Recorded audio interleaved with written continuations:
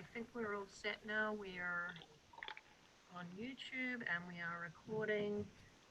So I will get started if everybody's ready. Okay. Can everyone hear me okay? Yeah, that's better. Okay. Very light to me. I'm sorry. You're good. I'll try and speak loud. The There we October. Oh. Yeah, all of a sudden you came in real loud. I'm sorry. The October 1st, 2020 meeting of the Yarmouth Conservation Commission is about to be convened. As a precautionary measure to reduce the spread of coronavirus, town buildings are closed to the public. Therefore, this meeting will be held by remote participation. My name is Kelly Grant and I will be moderating participation for this meeting. I will now turn it over to the chair of the meeting, Vice Chair. Thank you, Kelly. My name is Tom Durkin. I'm the Vice Chairman of the Yarmouth Conservation Commission. I will begin by taking a roll call for a quorum. Tom Durkin here. Pat Mulhern. Here. Ellie Lawrence. Here. Rick Bishop. Rick hasn't joined us yet. Paul Huggins. Here. David Bernstein. Here. With a quorum present, I will now call the meeting to order. I will now ask the moderator to explain how remote participation works.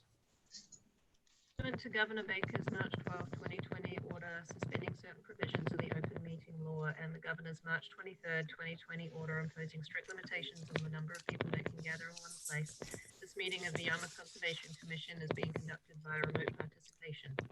No in-person attendance is permitted, but every effort will be made to ensure that the public can adequately access and participate in the proceedings as provided for in the order. Persons who would like to view this meeting while in progress may do so by watching this virtual meeting or the live feed on the Town of Yarmouth YouTube channel. You may also listen to the meeting by dialing into the number provided on the notice of meeting. Please be patient as we work to overcome technological challenges with the virtual meeting. To reduce confusion, all participants of the meeting are muted by the moderator. As participants are called upon to speak, they will be unmuted. Can use the raise hand button or press *9 on their phone to identify themselves to the chair. The meeting host will then unmute applicants when they are called upon to speak. During the portion of the hearing designated for public comment, the chair or moderator will ask who in the audience has any public comments or questions. Members of the public attending the meeting virtually can make comments using the raise hand button or press *9 on your phone to indicate that you would like to comment. Please wait for the chairman to recognize you before speaking. Members of the public who wish to provide comment are asked to identify themselves by first and last name and affiliation for the public record and then provide their comment. Prior to concluding opportunities for discussion, comment or question, the chair will ask a final time if anyone wishes to speak on the matter. All votes must be roll call votes. After a motion is made and there is a second, the chair will ask the moderator to take the roll call vote. Motions, decisions, documents and letters will be verbally read into the record. If it appears the meeting cannot or should not proceed, then the moderator will recommend the chair request to continue the hearing to a later date and time or until public meetings can resume normally. I will now hand the meeting back to the chair. We will refer to each agenda item by its number and full name. The first agenda item is a continued request for determination of applicability, continued from 9/17/2020. Richard J. Fagan Jr. of 301 Mayfair Road, Yarmouthport, Mass. has proposed replacement of an existing retaining wall within the buffer zone to a wetland resource area. Is Mr. Fagan or his representative here?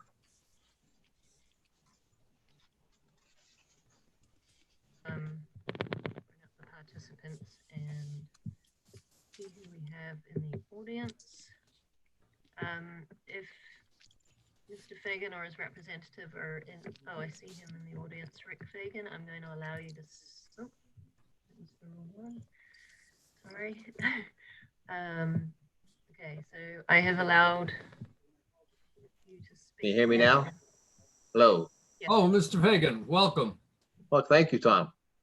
Would you tell us about your project, please, and update us on the information for the determination of applicability? Absolutely. The house built in '84 was built with an old creosote railroad tie wall in the backyard, about 100 feet in total. And it has seen its best days, so it's either gonna come down or my pool above it will probably come down into the backyard. So I have looked to try to replace the wall with a stone wall, a natural stone wall. And have shared pictures of the stone wall example in additional pictures I think you'll see.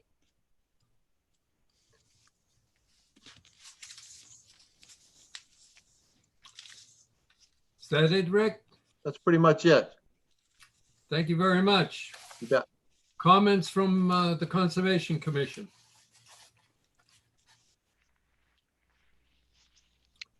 Kelly, do you have anything to add?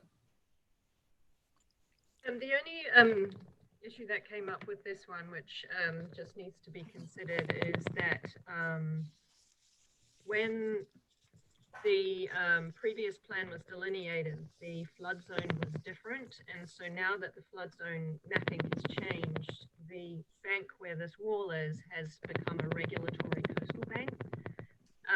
And so this ends up being work on the coastal bank. Having said that, it's replacement of something that's existing, and it's well landward of the bordering vegetated wetland and the salt marsh. So you may want to consider just issuing a -2 determination for the work to be carried out, as in that it's in a resource area, but won't have any impacts if it's going to be replaced in kind.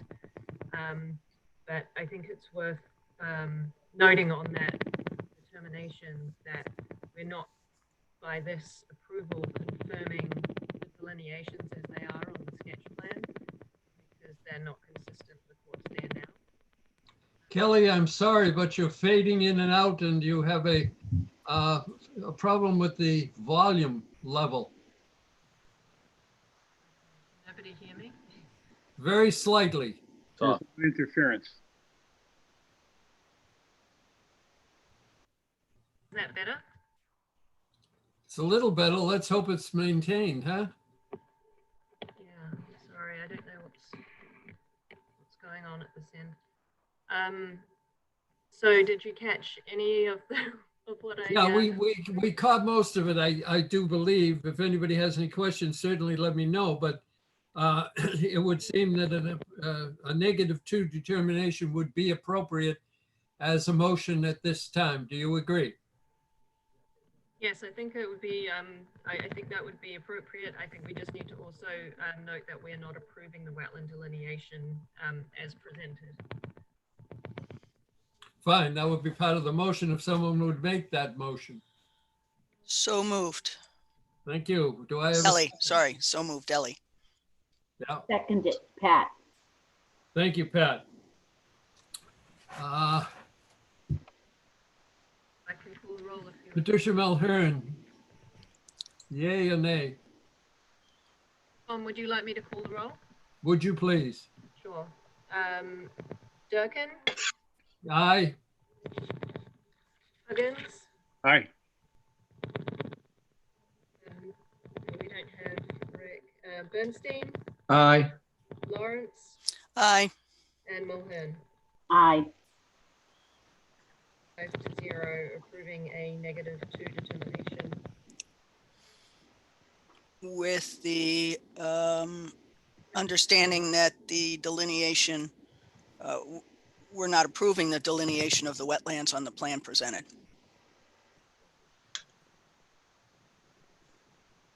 Correct? Yes, thank you.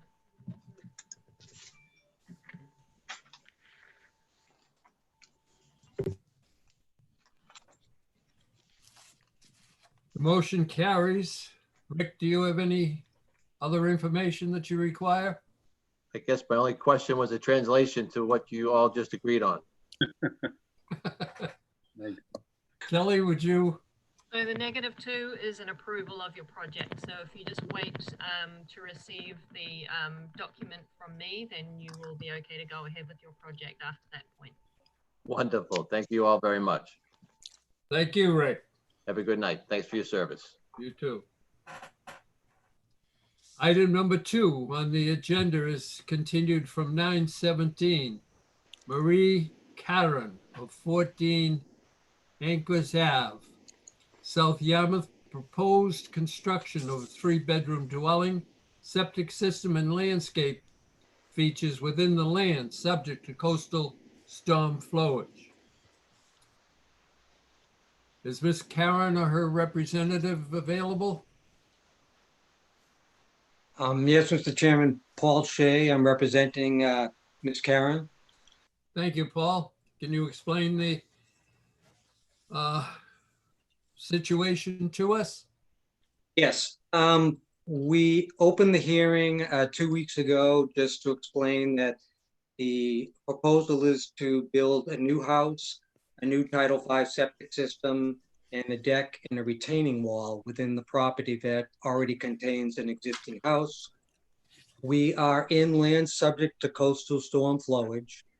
One issue that came up is on a past map that came before the commission, it showed a wetland to the west side of Angus Avenue off property. I was out at the site 2 weeks ago with Keith Fernandez from GFM Excavating, the project engineer. We did a test hole off the northwest corner, 14 Angus Avenue, approximately 50 feet away from the northwest corner onto the property that's classified as 17 Angus Avenue. Right now is coverage of Japanese knotweed and bamboo in the property. We cut like a little very narrow trail in, did a test hole down 37 inches with soils on that day were dry. We had no groundwater showing within the test hole. And what we could notice that once we're into that site, looking further into the property, the topography actually goes up in gradient. So this property from Angus Avenue, the property is probably about 9 or 10 inches. You drop down from the asphalt on Angus Avenue, and our test hole, again, was dominated mostly by Japanese knotweed. The majority of species on this area of the property are upland species and facultative upland species. So our conclusion is that the soils there, they did contain a lot of dark, loamy soils. Possibly one time this was a farm way back when in time, but right now the groundwater table and in terms of hydric soils were not found in the field, and we feel that if we continue to the west from where our test hole is, the land actually rises up towards the property where a Kia dealership is on Route 28, which is clearly all upland. So we're just basically saying that there was a flagging of a wetland here in the past. We don't agree with it, but it would make sense, obviously, with the property where the Kia dealership is, and with the soil valuation here, that is not a wetland to the northwest to the west of 14 Angus Avenue. So we know we're inland subject to coastal storm flowage. We feel we are not in a wetland or within 100 feet of a wetland on the west side of Angus Avenue. What we're asking for is an approval from the commission to do this project within land subject to coastal storm. And again, there's development to the left and to the right, and the next the east side of Angus Avenue. Thank you, Paul. Are there any comments from the conservation members? Well, I would just like to comment that we are in a severe drought, so that the water level will be a lot lower than normal situations. And one other thing to point out is Keith Fernandez, the project engineer, in November of 2019, he did a property at 14 Angus Avenue, and he had to do a test hole where the proposed new Title V leaching field is going in behind the proposed house, what to the east of the house. And the reserve system, leaching field, is to the west of the house, directly across the street from where we did our test hole. And he had, I believe groundwater at that point, not during drought conditions, at 36 inches. We're in a very similar elevation where we've got the 37 inches with dry. So even though we're in drought conditions, it's mirroring the conditions that are on this particular lot, this upland condition. Thank you again, Paul. Thank you, Ellie. Any other comments? Question from David. David, when we went out there a couple days later, we did see water at the bottom of the hole. How deep did you say you dug that hole? 37 inches. 37 inches. Yeah, we saw water at the bottom of the hole, and there wasn't any rain since then. Yeah, and that would mirror what Mr. Fernandez got on where the reserve system shows on the house. He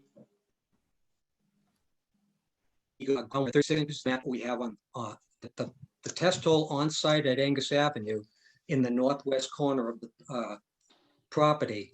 Is good. It mirrors what we got across the street, but it's not a wetland. It would be an upland.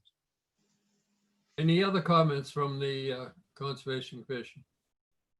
Kelly, do you have any comments? No, I have nothing further. Having observed the test hole that was dug and the vegetation in there, I would agree with Mr.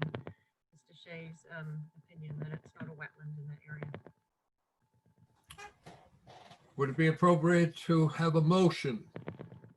Yeah, we would On be this looking for a motion for a -2 as this is in flood zone. Thank you, Kelly. Is that So possible? moved, David. Thank you, David. Do I have a second? Second, Paul. Thank you, Paul. Would you call the roll, Kelly? Durkin, Aye. Bernstein, Aye. Lawrence, Aye. Huggins. Aye. Mulhern. Call me. And Aye for that. so the motion carries 5-0. 6-0. We now have Rick on board. Oh, okay. Did he hear the hearing? When did he come in? No, Mr. Chairman, I don't believe I heard enough of the hearing, so I'm going to. Okay. All right. All right, so we have 5-2-0 and it passes. Welcome, Rick. Thank you, Mr. Chairman. Thank you very much. Thank you, Paul. Item number 3, request for determination of applicability, Adam and Ellen Racha, 4 Seaside Village, Yarmouth, Mass. Proposed 4-bedroom, single-family dwelling, Title V septic system, and paved driveway with drainage. Is there Mr. Racha or his representative available? I've allowed Mr. Ojala. Hi, Chairman Durkin, members of the Yarmouth Conservation Commission. My name is Dan Ojala. I'm a land surveyor and civil engineer with Downcape Engineering in Yarmouth Port, and helping the folks at number 4 Seaside Village Road out with permitting for a home. It's a vacant lot protected by zoning. It's in an area that is not subject to any wetlands protection except for the flood zone only. So similar to the last one, it's a land subject to coastal storm flowage. There's a groundwater a ways below grade. It was down around 1, adjusted up to elevation or 0.5, adjusts up to about 1.8 feet above mean sea level based on the newer NAVD 88 datum, which checks nicely with what we always used to use with the Bruce Murphy 2.5 on the NGVD 29. So very consistent groundwater elevations. So what you do in this situation is mound the house up just a little bit. You don't do a cellar. You have to do an at-grade crawl space. So what we've designed here is a slab, which is at the kind of the lower lot elevation of 8, and then built up to around 10, 9 and 10 around the house. Over the septic, it's going to be about 9. So we pushed a little bit of fill there. We kept the system in. There's some storm drainage in the road. So we tucked it in a little bit. We've added some roof dry wells to mitigate the impact of the roof. There's no direct abutters that are down gradient of us, but there's the roadway. So we did put in those roof dry wells, and also we've noticed the commission often asks for a drain at the end of a paved driveway. They would like a paved drive, so we introduced a little trench drain set up to some high capacity infiltrators on the west side of the site. So it'll be a fully FEMA flood zone compliant construction. The foundation, it'll fully comply with Title V, no variances, and meets zoning because there's even the current setbacks and height we meet. So pretty straightforward project. I think we've protected the environment nicely with the FEMA compliant foundation design and modern Title V septic and a modest grading plan, not too much fill, and respected all the setbacks, and should be a good site for these folks. So again, no real sensitive resource areas. You just kind of take a look to make sure there's no increase in runoff to abutters. I think that test is met. I'd be glad to answer any questions if you have them. Thank you. Thank you very much, Dan. I just have a very quick question. And why are the owners so interested in a paved driveway rather than a pervious driveway? I would say for maintenance purposes, when you go to plow it in the winter, the gravel is messy, it's dusty, it can be dirty. So they would like the option to do the paved driveway. I suppose if you put in the order that if they do a pervious drive, they can eliminate the drain, they'll weigh that carefully. But I think at this point would like to stick with the paved just for maintenance, long-term maintenance issues. Okay, thanks, Dan. Are there any questions or comments from other members of the Conservation Commission? Mr. Chairman, I have a question, a quick question. Is the whole lot going to be cleared, or is there going to be trees that are going to be kept on there? The area of the house, so it does depend.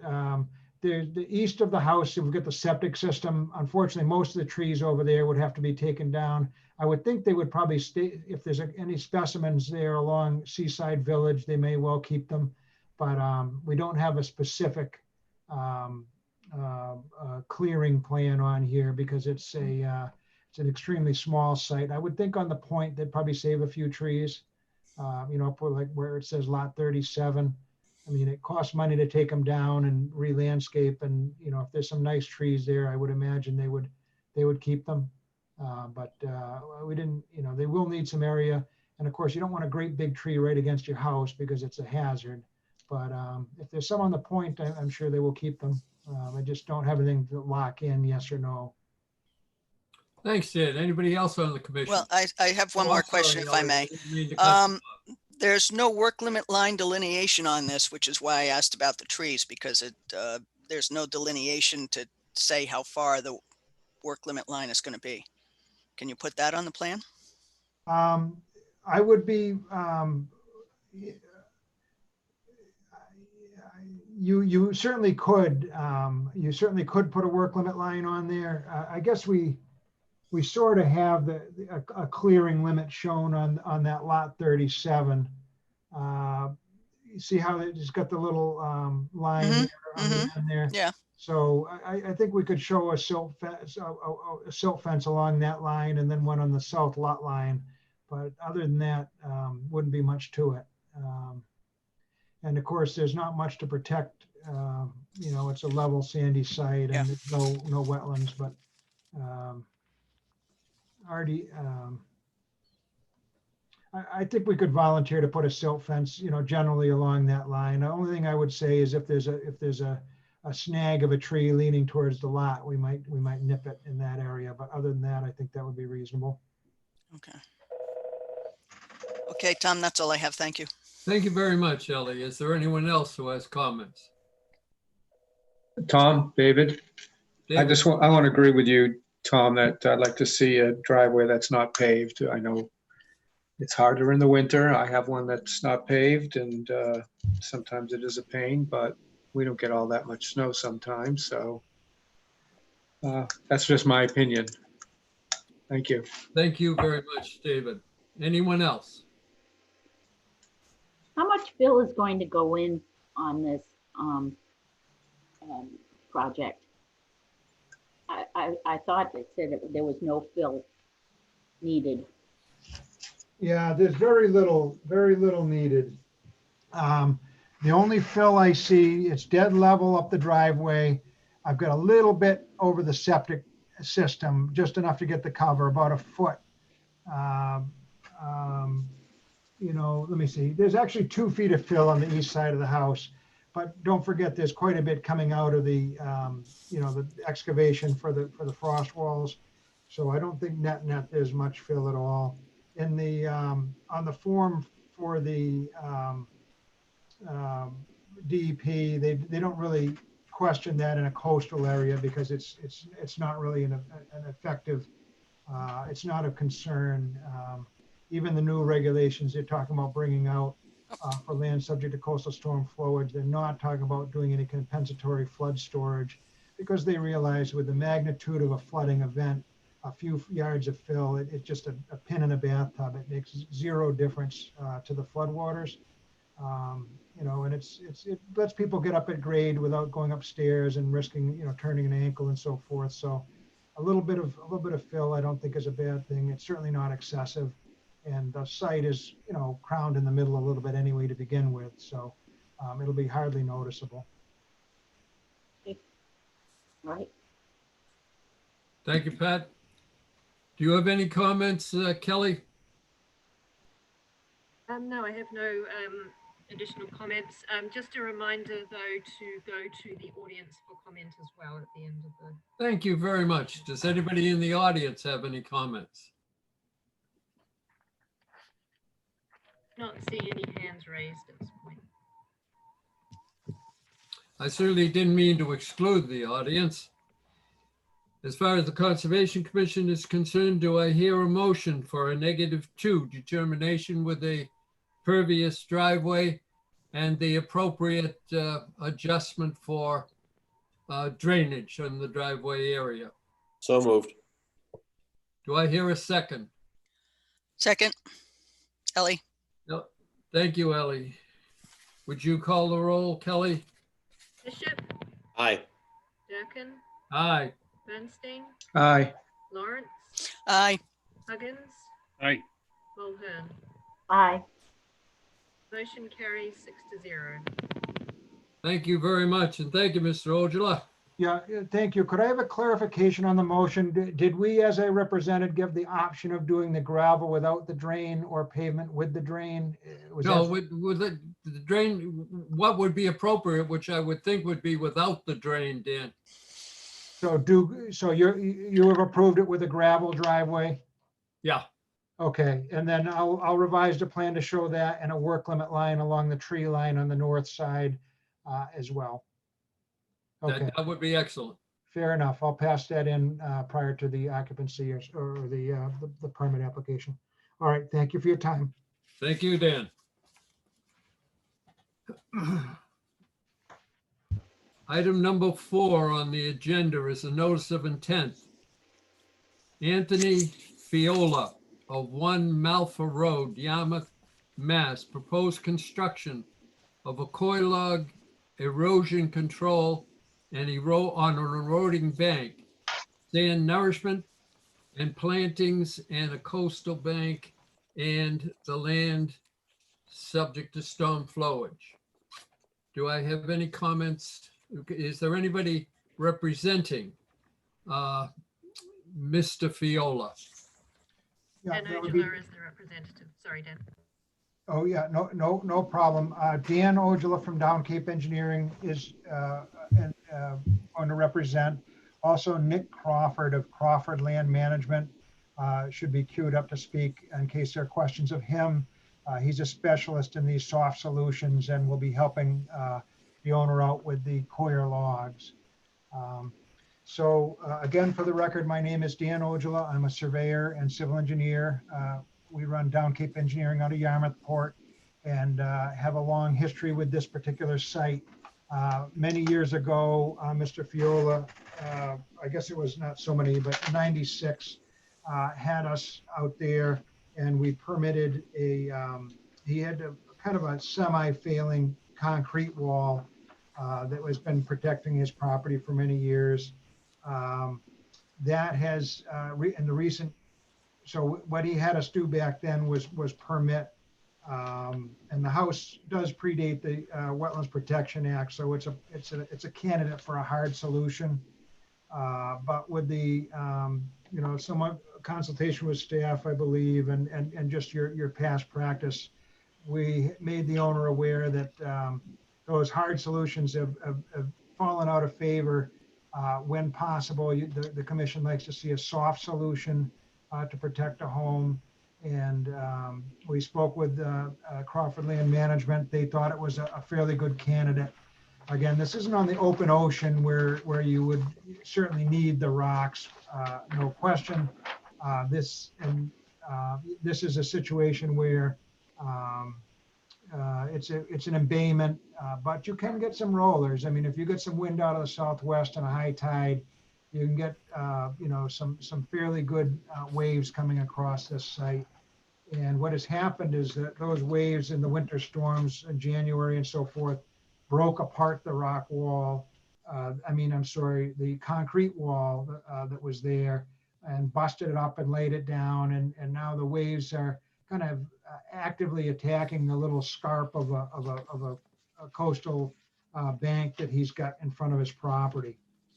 And so rather than reintroduce and have a big argument over a hard solution, we brought in Crawford Land Management and a soft solution, which we thought would be more reasonable to this commission. So we're going to give it the college try, and we're actually fairly hopeful that if we armor that with the softer coir logs, we can protect some of that peat. The peat is, it's not an active salt marsh type peat. It's just some ancient historic stuff that was buried under sand and has recently been exposed. So it was like an old marsh system, but it's kind of hardy stuff. It hangs in there. It's kind of a good thing to have down on the waterfront to break up some of the wave energy, but it really needs some help. And so what we're introducing is a coir log system. We're going across the front. This is bordered on the west by Malfa Road, which is a town way to water. And I don't think it's heavily used, but certainly, some people might launch some dinghies, kayaks, and go in fish fouling and navigating off the end of that. So we won't be going onto that property. We're tapering it down to zero at the lot line. There's a very small concrete retaining wall, which shows in the foreground here. That pretty much demarcates the edge of the two. We thought we'd just leave that in place, as it's not really impacting wave energy or doing too much.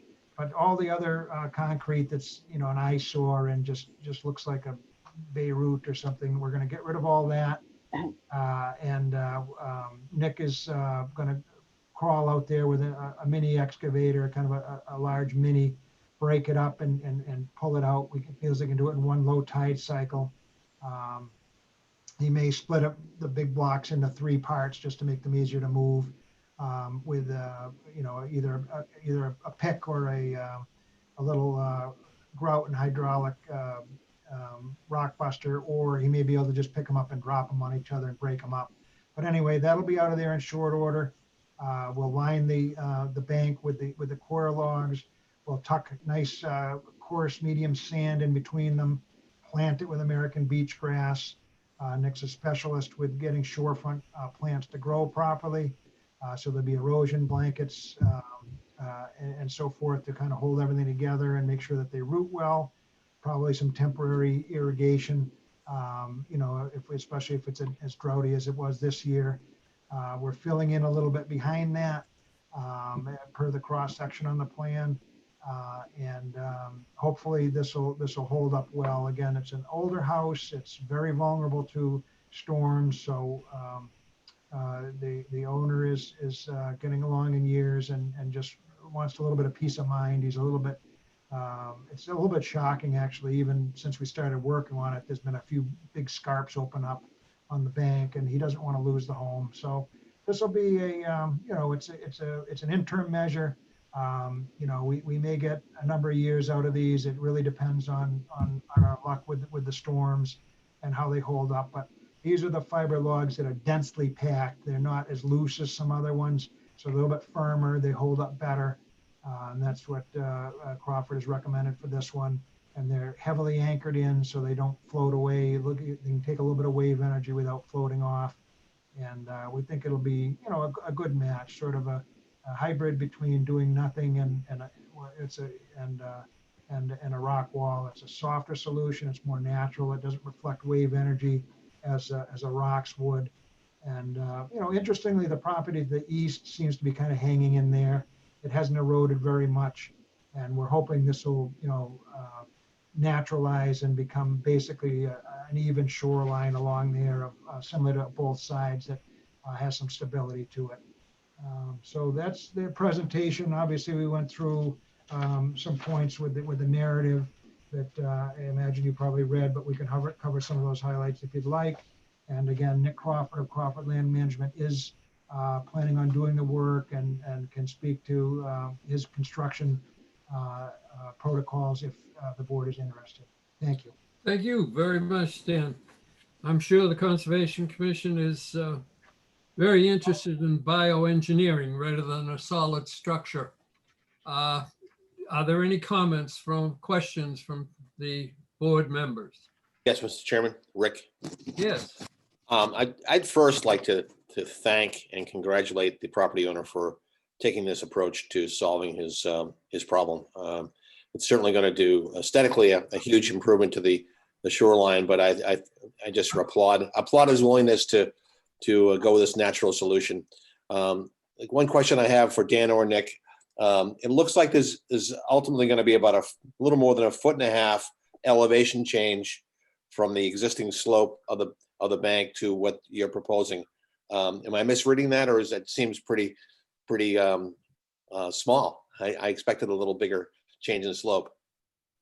Yeah, I mean, what I would say to that is that a storm will sneak around the sides of this in the back, and so we didn't see a huge advantage to building up a mound directly in front, because any kind of an offset, you're going to get flooding. It'll come all around and over and beside this.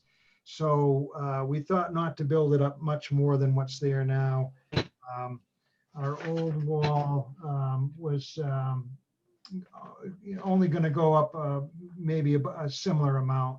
But yeah, that's again, it's the flood elevation gets up to 12. We're not going to, we just can't do something like that here. So we stopped at what we thought was a reasonable level. It'll help a little bit, but obviously the largest, any kind of a category 2 direct hit plus, it's going to be right over the top of everything, no matter what we do here. It's certainly going to be interesting to monitor this, because as we've all seen, armored shores tend to cause big problems at the ends of the armoring. So it'll be very, very interesting to see how this works. Thank you, Dan.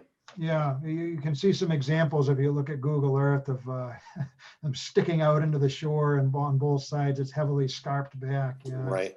This is, it is what it is. Hopefully we won't have to retreat the house anytime soon, and we're hopeful that this will, give some longevity to it. Again, it's not open ocean like some of those other ones. It's only Lewis Bay, but again, anybody that's been out there when it's blowing, you'll get a pretty good fetch. Right. Thank you, Rick and Dan. Nick Crawford, do you have any comments that you'd like to make? Not really. I mean, I think Dan covered it all pretty well. These types of installations, I'd say, 10 to 15 years is a reasonable assumption, especially if you keep them covered with sand and sacrificial sand during the life of the installation. One of the main contributors to the degradation of the Coir system is the UV sunlight. So if we can keep them covered, get some, American beachgrass rhizomes and roots to anchor into those fibrils, I think that it's a perfectly appropriate solution to a non-open ocean condition where we can get a reasonable fetch from, the opening of Lewis Bay and Lewis Bay itself. But I think more than anything, at high tide, obviously the ferry goes by there quite often. I think a lot of it is, the ferry going by X amount of times a day. And if that coincides with moon tides and high tides and winds, I think that is a big contributor to what's going on out there. Thank you very much, Dick. Are there any other comments or questions from members of the commission? I just want to make one observation. I was out there yesterday when the wind was kicking up and blowing over 50, and it was a high tide when I was there, and I can see that that fetch there does cause major problems, and this is the best solution for that, to keep the house from disappearing into the waves, so to speak.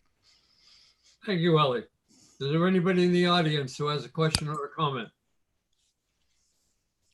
Kelly, do you have anything to add? Yes, I have just a few comments to make. I guess firstly, we don't have a DEP file number for this, so we will need to wait to receive that.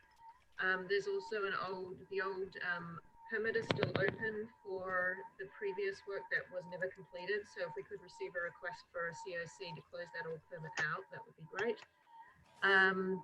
With regard to the project itself, I was pretty excited to see a bioengineering solution straight up. It's great to see that. I wondered about whether it was worth including some beach nourishment in the area in front of the rolls to provide some additional protection while the vegetation takes hold. I think it is important, as Nick said, about keeping those rolls covered with sediment to give them the longevity that they need. With regard to the high density rolls, my understanding is that they're harder to get vegetation to grow. Is that right? So with the high density rolls, I would say that it's much more difficult to plant them with rooted species, whether it's plugs or very small shrubs or what have you. But it would be our intention to plug this area with bare root beach grass, which we can sandwich between the rolls, and the rhizomes will go into the rolls. So that would be our intention. The bare root beach grass doesn't require any temporary irrigation, so long as it's planted between the months of November and April, typically. So, it would be my recommendation that, whenever the installation moves forward, is that we kind of hold off until kind of the latest point in time possible to plug it with the bare root beach grass, like the end of March-ish, depending on environmental conditions. And that way, we don't plant it with beach grass in, say, December, and then we do get a big storm. It takes away some of the sacrificial sand and the beach grass before it even had a chance to grow. So typically we try to put that in at the end of the spring. But to answer your questions, we have had success getting the American beach grass to bite into those rolls. And if we can get pretty much like 2 consecutive seasons of, a nice growing season with a mild-ish winter between them, we do have good success. But, Mother Nature will do its thing, and we will take appropriate action no matter what it does. And I would add, through the chair, we did put in there, and I appreciate that suggestion, Kelly, but a little bit of sand nourishment above mean high water towards the end of it in the alternatives analysis. A soft solution to include sand nourishment and plantings of beach grass all above mean high water. So that would be kind of an ongoing thing, and I think you concur, Nick, right? If they became exposed, we'd cover them back up and tuck some plantings back in there to keep them buried. Exactly. and in addition to that, even when we do these installations, we do have to, prep the work area, so to speak, and, excavate a small amount to get down to the base elevation of the coir fiber rolls. And when we do that, we do end up with, they're 20 inches in diameter. So we do end up with whatever the calculation is to 20 inches in diameter, the height of the installation, the length of the installation. We have that amount of material initially to cover the installation with, because it displaces that. And then in the future, I would definitely agree that even if it's just a thin veneer of sand, I'm talking 6 inches, that will exponentially increase the life of the installation. Thank you, gentlemen. Kelly, you had a series of comments, and it might be appropriate to continue this particular item. Would continuance until October 15th, which is the next meeting, be an appropriate time frame? I mean, could I work through the rest of that list so that they have the information they need to gather for the next meeting? Would that be okay? That would be fine. I didn't know whether you wanted to do it now or in a personal communication with either one of the gentlemen, but if you prefer, please go through that list. So I just wanted to confirm there was no synthetic mesh or wire that was proposed. These were just the natural coir material that binds the rolls. That's correct? Ideally, it would be the polypropylene high tenacity mesh that encapsulates the coir itself. The coir, the biggest issue with installing it, I'm trying to think of the best way to say this. So the mesh is about 4 inches. They're kind of 4-inch openings in the netting that encapsulates the coir. That would be ideal as opposed to the 100% natural biodegradable ones, because all it is that's encapsulating the coir inside the roll is coir rope, and that coir rope is very small diameter, and it's the first thing to go. And after that goes, if it does become exposed, then we can start losing significant amounts of the internal coir roll. So we wouldn't be adding any additional non-natural materials, only the natural, only the netting that encapsulates the coir fiber roll itself. And yeah, we have been asked in the past to tag all of our fiber rolls at the time of installation, so that if a piece or part of the netting does become dislodged for whatever reason, then it can be attributed to a project, and you have somebody that's actually responsible for cleaning it up. So the other thing I would add, Kelly, is every 2 feet, you've got a loop of stainless steel wire, but that's not going anywhere, so that's going to help hold them together a little bit. But that's not, of course, biodegradable in our lifetime. It's stainless steel, corrosion resistant. But I think we do have a note on there. We had the 100% bio, but what you're saying, Nick, is that's really going to hurt the lifespan of this if we do that. I mean, if it stays covered the entire time, probably not. But if it does become exposed, and it's exposed to a point where we're not able to get in there quick enough to cover it back up before another storm event, then that's when it becomes an issue. So I would just hate to see the coir rope is just so much less hardy than the polypropylene that encapsulates the high density rolls. All right. Well, with the commission's permission, if we could put in, the interim measure of a little bit of polypropylene there, and we could tag each one in case one gets free, we would be responsible for it. But That does biodegrade eventually, but certainly not as quickly as coir. But again, to protect the home with a soft solution, something that lasts, 15 years is a lot more attractive than something that would only last, 5 years.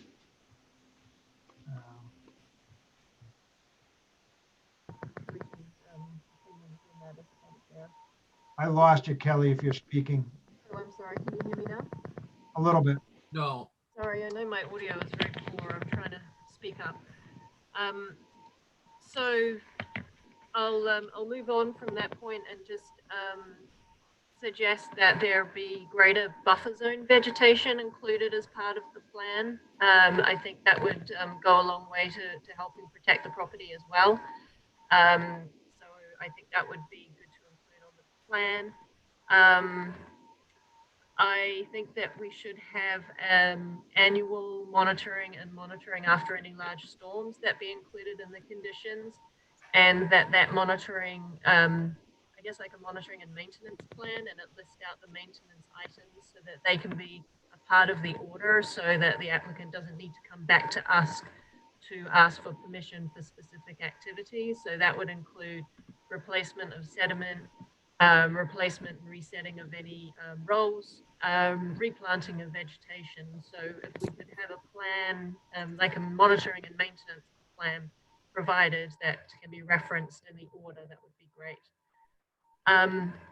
My other point was the existing wall, which you can see in this image, the one that is perpendicular to the shoreline.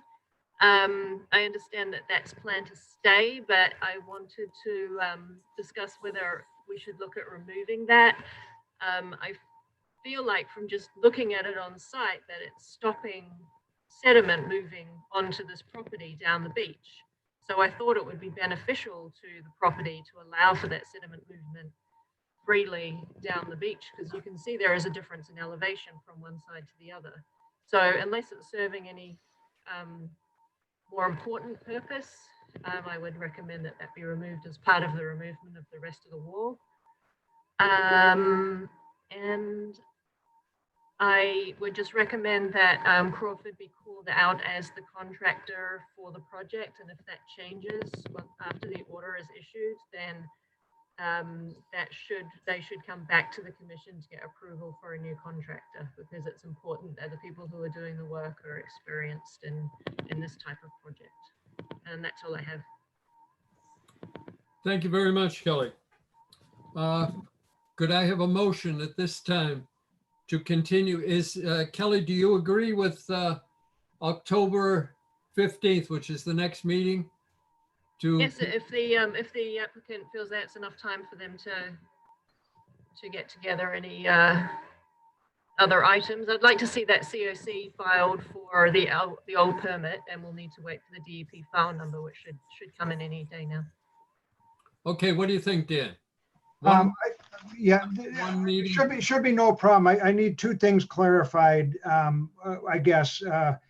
I would tend to agree that wall isn't doing anybody any favors there, but just in case the owner says, oh, that keeps, helps notify people not to go onto my property from the town land, could we get a single rail fence approved, a couple sections on the north end, if he wants? So we can discuss that at the next meeting or now. And then number two, what would you think would be an appropriate number? I mean, it's a very small lawn on this property. Would 3-foot strip of additional plantings landward of the coir log be enough? I would hope that it would, because we haven't got very much land to deal with, and we've already lost a good bit. Would that be reasonable to the board? Kelly, what's your opinion? Well, I think it's probably in the property owner's interest to have as much as possible. Lawn is not holding that sediment in place, so I would go for the maximum amount, but it's up to the commission. If they're happy with 3 feet, then certainly. Just go back to the wall. If the wall is really just staying there to demarcate a property boundary, then I think it should definitely be removed. I would support a split rail fence in the upper part of the beach and dune area, because it will certainly allow for sediment movement a lot more than what's there currently. Yeah, I don't really know the history of that wall, except that I could just imagine it might have been, well, I just don't know. And, you know, honestly, I was just trying to save the homeowner some money by not removing it in the first place. But Do you not see any benefit from allowing the sediment movement though, given that you can see the difference on each side? Well, like you say, the longshore transport might be slightly affected by that, and it doesn't. It's, you know, we're getting rid of all the other concrete. Well, Nick's in there. I don't think it's a big add-on to get rid of that. Probably a good time to do it, and it's a little bit unsightly anyway. So be much more natural without it. And then if the owner wants, I would appreciate a permission, but I'll run it by him. He may be in the hospital and not able to answer, but if we can get an answer, maybe we'll just put a placeholder of a couple rails of fence, and he'd have the option to not put it in if he doesn't need it. Thank you. May I have a motion to continue this to October 15th? So moved. Thank you, Rick. Do I have a second? Second, David. Thank you, David. Kelly, will you call the roll, please?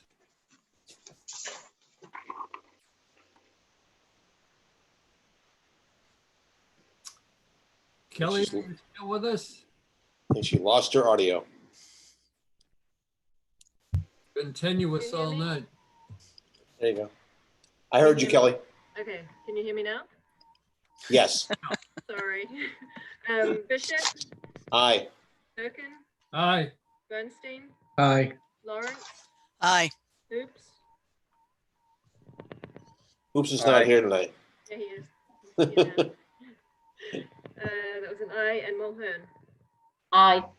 Motion carries 7-0. And I just made a note for the minutes that I think, Ed, you arrived at 5 p.m. at the beginning of this hearing. Is that correct? That is correct. Oh, welcome, Ed. Do you want to Hello, take, everybody. pardon, sir, do you want to take over for the fifth item agenda coming up?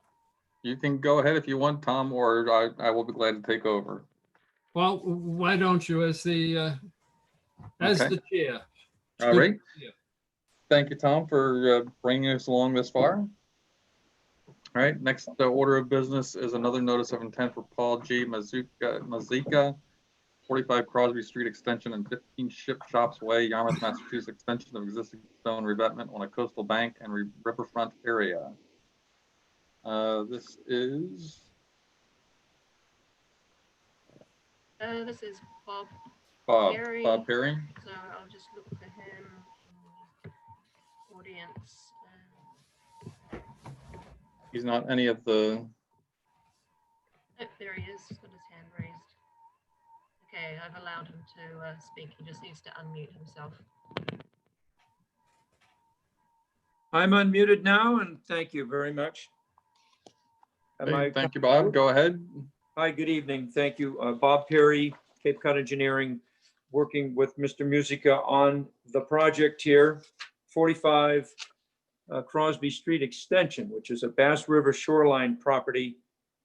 And it, just to give you a little bit of the history and the layout, this property is almost in a way conjoined with the property just to its south at 15 Ship Shops Way. The project is an extension of a project that was approved maybe 10 or 8 years ago. At that time, Mr. Musica strongly considered joining with his neighbor, the Greens, to install a bank protection measure that was deemed suitable for this reach of the coast for a number of reasons. And he assessed his situation and decided he would watch and wait and see. So now we're 8 or 10 years later, and although that bank today is heavily covered with bittersweet vines, in the winter, it's rather stark and steep, and it's a combination of natural soil and some fill. It's loose, and he would like to effectively complete the stone revetment. It's a low crested stone revetment system that was installed by his neighbor. And at that time, his neighbor called the protection off shy. So this project includes 2 properties with 20 feet of the revetment on 15 Chip Shops Way, approximately 53 feet on the Musica property at 45 Crosby Extension, with the final length, which would be a managed length, approximately 5 feet of core log and sand fill that we believe will be necessary from time to time if the vegetation doesn't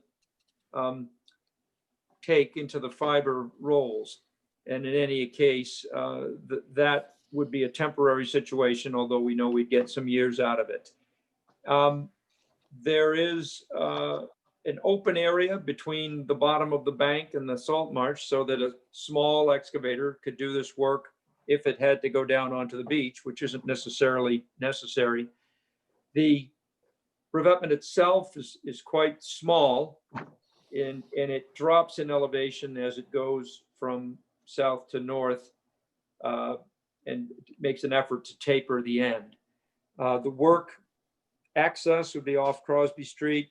You come right across this corner of the property and take out the invasive growth and move across the lawn and effectively just extend what's on the green property.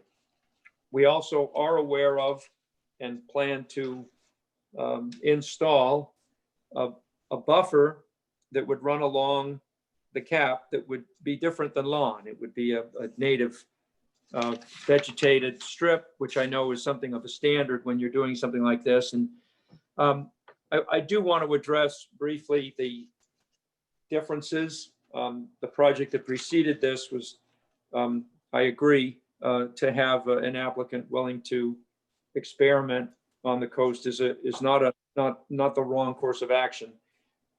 In this instance, which is different, we're really just trying to end a system where it is a steeper bank, a higher bank.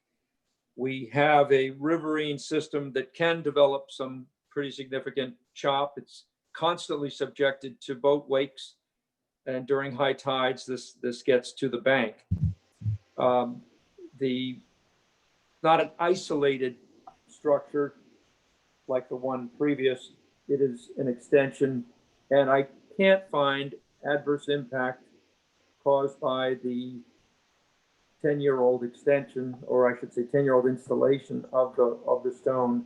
I think if these are finished yards and the management level is usually very high. And I think that the difference of trying to avoid turning this area into a routinely reworked area, that the 50 to 70 foot extension is probably I think it's a reasonable thing to propose at this location. It will arrest that bank erosion, and the land area can return to its stable. I think a condition that you could envision is that the growth at the base will be relieved of any kind of routine activity. The planted strip on top does have the potential to contain species that would be native but have vines that would grow over. And the installation of something that would require routine sand fill would probably cause for additions of sand fill that were abnormal. They would not match, they would far exceed the eroded material that might come off of a landform like this. So that's the theory of it. And we did submit a notice of intent with a narrative that spoke to the performance standards and also listed series of alternatives that would be valid for consideration. And we gave each one of those some discussion, not a lot, but we can certainly talk about it. And I think, having said what I've said, I've got it introduced to you now, and I'd be happy to try to answer any questions. Thank you. All right, thank you, Bob. I'm going to turn it over to the commission. Any questions, comments?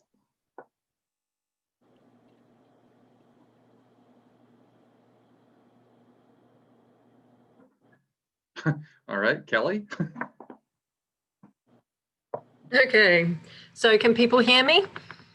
I can. Clear. Yeah. Excellent. So I guess it's not going to be any surprise what I have to say about this.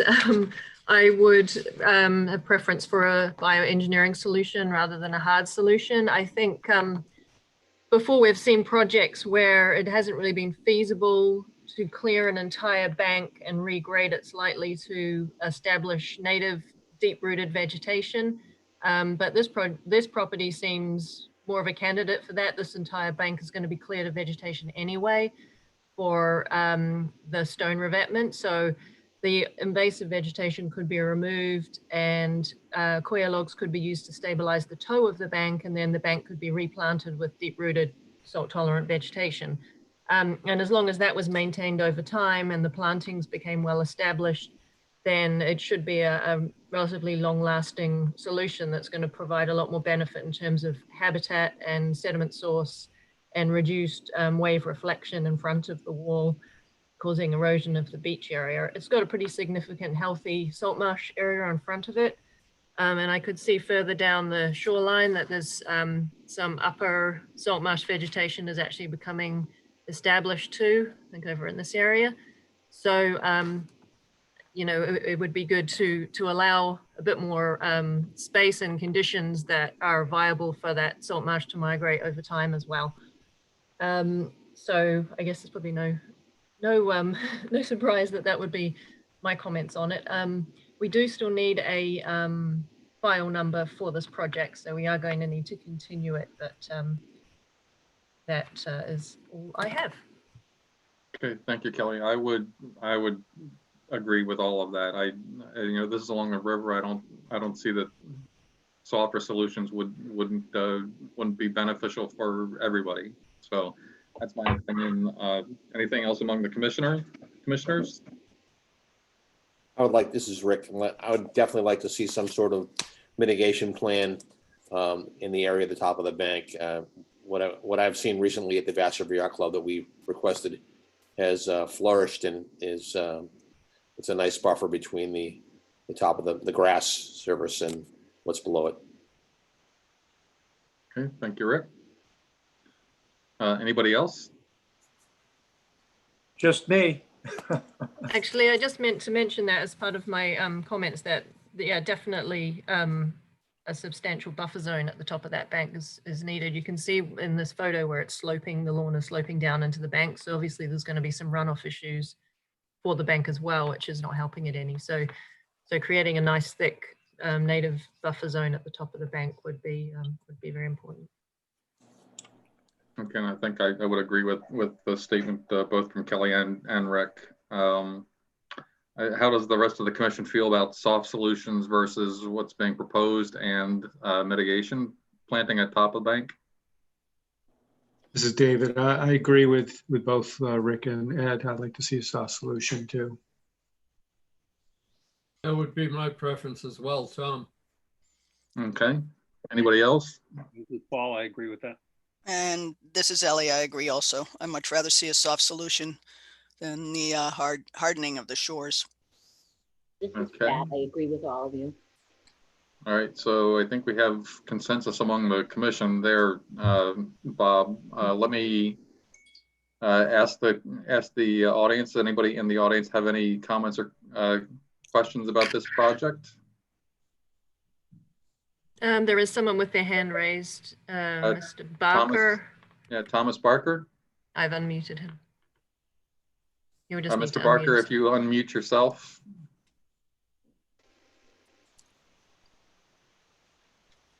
Go ahead, Mr. Barker.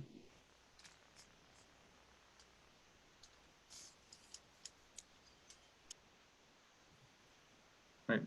Mr. Barker? Well, he's unmuted. I'm not hearing him. No. I can look at the chat function if he wants to use that to make a comment. All right, Mr. Barker, if you want to try and make your comment through voice, unmute yourself again and give it another shot. No, that's mute. Hello? Yeah, we can hear you now. Yes, we got you. Okay, Mr. Barker, you're back on mute. We had him for a minute there. Yeah.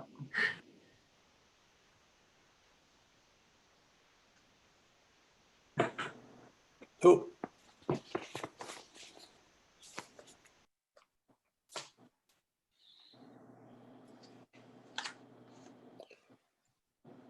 Mr. Barker, if you again try to unmute yourself, and if you can't, feel free to use the chat function down at the bottom of the screen.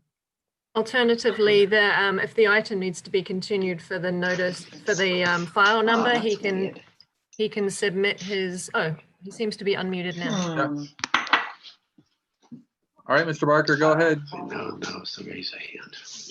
Yes, and. Go ahead, Mr. Barker. We can hear you. You were viewing content from Kelly Grant. See what's going on. See, it's mute. If you push, you want to unmute. We can hear you, Mr. Barker. You are now live. We can hear you. Same system. Leave computer. Maybe they can't hear us. Because that's muted. No, you're not. We can see if Mr. Barker wants to submit his comments to me between the hearings so that they could be incorporated to the next meeting. So you could contact me in the meantime. All right, so Mr. Barker, if you would like to make a comment, please direct those comments via email to Kelly Grant. So it's kgrant@yarmouth.ma.us, and that's on our website too if you need to find it. All right, Mr. Barker, if you understand me, just go ahead and mark your hand, raise your hand so that you understand what we were saying.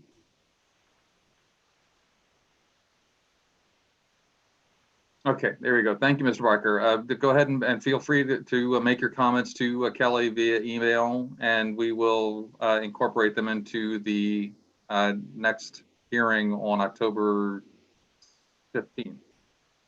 All right, thank you. Is there anybody else in the audience who has any comments on this project? If not, try and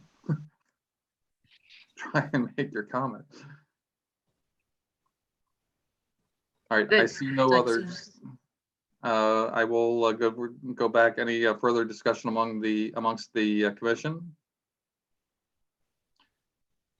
All right, so Bob, I think you get a pretty good consensus of what we're looking for at this point. I do. Yes, I think you need to know our reasoning, and we've given you our reasoning. The project was an extension of something that's there. The busyness of the area and the reluctance to fill that part of the river to an excess is our basis.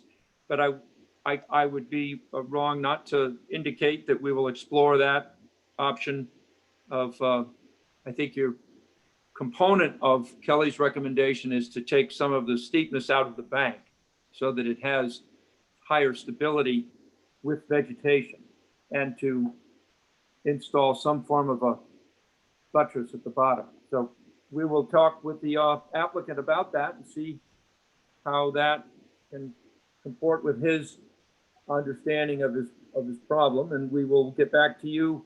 I don't think it'll be 2 weeks. So we would be happy to continue to next meeting, but I would likely be submitting something to you, extending it even further. So can we go out for a month? We can do that. Yeah. Kelly, what's the? It's November 5th, I think, is the meeting. Beyond that, there's an extra week in there. So That'll be the right thing, I think, given the You want to unmute? amount of work. So All right. Mr. Mazika, are you trying to make a comment? If not, if so, you can see. Oh, is So Mr. Barker is Mr. Mazuka.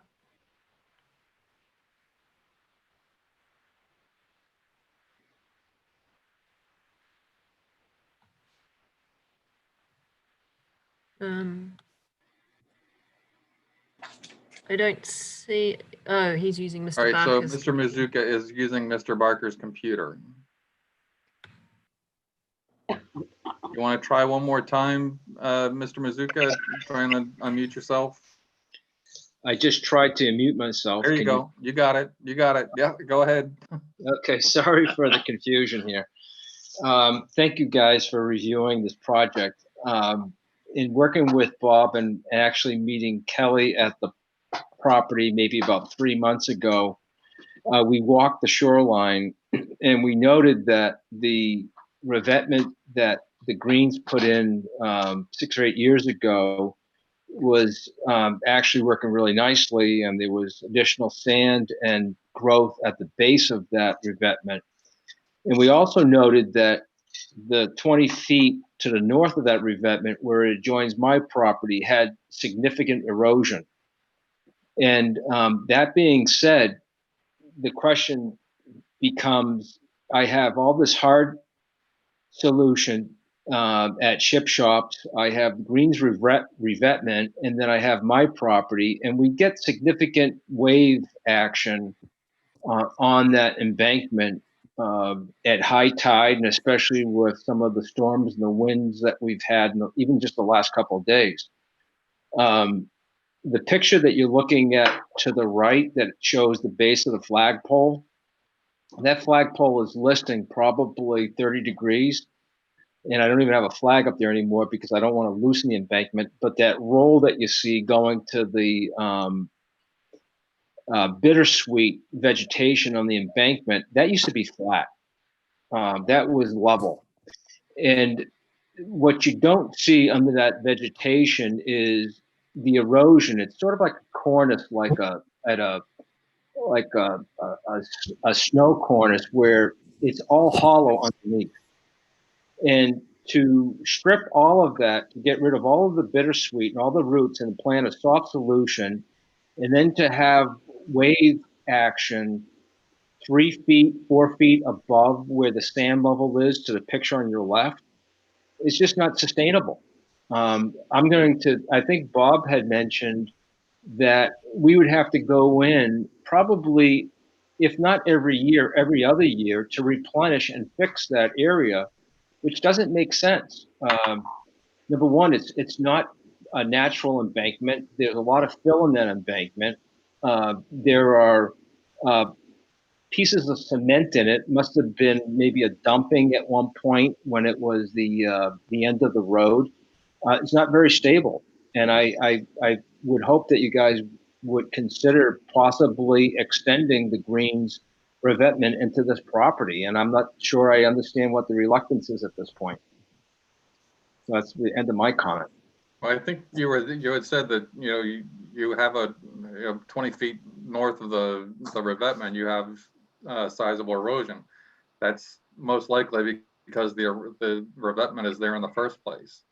The whole point behind this is to try and focus a softer solution, so we aren't just continuing the problem, up or down the river, where the hardscape or where the revetment would end then. So I think that's the vision behind the commission. We're trying to improve a more natural means of protecting the shoreline. But certainly, we were looking at we just had an application just before yours out on Lewis Bay, and that would certainly get significantly more wave action than you do along the river. So, I mean, I think that's where we're looking at right now. We're trying to develop a softer solution for long-term protection of both the resource and providing a habitat for wildlife and fisheries. Well, I looked, I don't know if you can still hear me, but I was watching the review of that property before this. And from the pictures that were shown, there was possibly, hello? Yeah, go ahead. I'm sorry. From the pictures that were shown, it looked like there might have been like a 12 or 24 inch maximum elevation change between the shoreline and the top of the concrete structure that was there. What this is a pretty interesting section. I know that I heard a comparison to the work that was done over the Bass River Yacht Club. You know, that is very similar to the project on Lewis Bay. It's maybe a foot or two above where the grass joins the beach. There's maybe a foot or two of elevation change. Where this property is, the elevation change is more 8 or 9 feet. To the north side of my property, at the end of Crosby Street extension, is the town way to water, and it slopes off considerably back to 2 or 3 feet. The problem being is that this height, because of ship shops, because of Green's revetment, this 53 feet of space that is in front of my property is just getting clobbered. I've probably lost 6 feet in the last 3 years of embankment. And to put a soft solution there, it's just going to get worse. I'm never going to be able to reclaim that property back again. I don't think there's nothing saying that, you know, we're not preventing you from protecting the bank. That's what I'm saying. And there's no, you know, you keep talking about this evidence that the soft solutions aren't viable, and that's just not true. The long and short of it is that, you know, first of all, just to clarify, the Commissioner Bishop was talking about the mitigation area that at the yacht club. That was the mitigation planting area that's above on the top of the bank. It's not the bank itself. You know, I understand your comments, and I appreciate what you're saying. I think the commission has been pretty clear as to what the direction they want to see this project move forward with. So I don't know what else we can say other than that. I think that's a position of the board at this point. That seems to be a unanimous decision. Mr. Chairman, if I may, if the commission wishes, I could bring in the county coastal geologist Greg Berman to do a report for you, so that that may help. I mean, I know the commission's made their intentions fairly clear, but that may be a good piece of information to determine the viability of the solution. I mean, I wouldn't, you know, if he's willing to make a comment, or that I don't think that would be bad. If he has the time to do that, I think that would be beneficial. We would have it as part of the record then. Okay. Is there any further discussion among the board? And Bob, you're clear on how to move forward? Well, I am, of course. I understand my client's concerns, and I think the interim period here, he and I will speak about this from what I certainly do understand your general direction. I also understand the client's concerns, and I understand the differences between the site that went down before ours and this one. And of course there are. And so we'll have to come back in a month with some kind of a revision or some greater amount of supportive data. And then we will revisit this in whatever form it's in a month. Okay. All right. Thanks, Bob. Unless there's any further discussion amongst the board, may I have a motion to continue to November 5th? So moved, Tom. Thank you, Tom. Is there a second? Second, Ellie. Thank you, Ellie. Kelly, would you call the roll, please? Bishop, Bishop, Aye. Durkin, Aye. Bernstein, Aye. Lawrence, Aye. Oops, Aye. Huggins, Aye. Mulhern. Aye. Motion to continue carries unanimously. Thank All right, you. Thank you, Bob. Thank you, Mr. Mazika. Next order of business is a continued notice of intent. I continued from September 17th, 2020 for John Muscatel, 44 Grandview Drive, Yarmouth, Massachusetts, proposed changes to an existing pier and float facility on Bass River. And thank you, Mr. Chairman. I think I'm still coming in That's you, loud. Bob. Yeah, that's you again, Bob. Go take it away. I've got that mute button well figured out. So I just want to give you a recap. Bob Perry, Cape Cod Engineering, working with the Muscatel family, 44 Grandview Drive. And it took some time to get this back into your hands from the last meeting. We've been busy, and I wanted to get you some good information on the jet ski lift and the recommendations that the committee made and the discussion we had at the last hearing have been implemented to this plan. That is approximate 24-foot extension of what was going to be the permanent segment of the pier in order to get the float some floatable water. That improved the situation for the jet ski, and everything basically just translated out. The result is still about 16 feet shy of what would be an 80-foot maximum. So we're 64 feet from mean high water. We're approximately the same distance into the embayment as the two facilities on either side. And I've spoken with Mr. Muscatel about this. He's far more satisfied than his initial situation. And I think the shoaling in of the shore has created the problem in some regard. And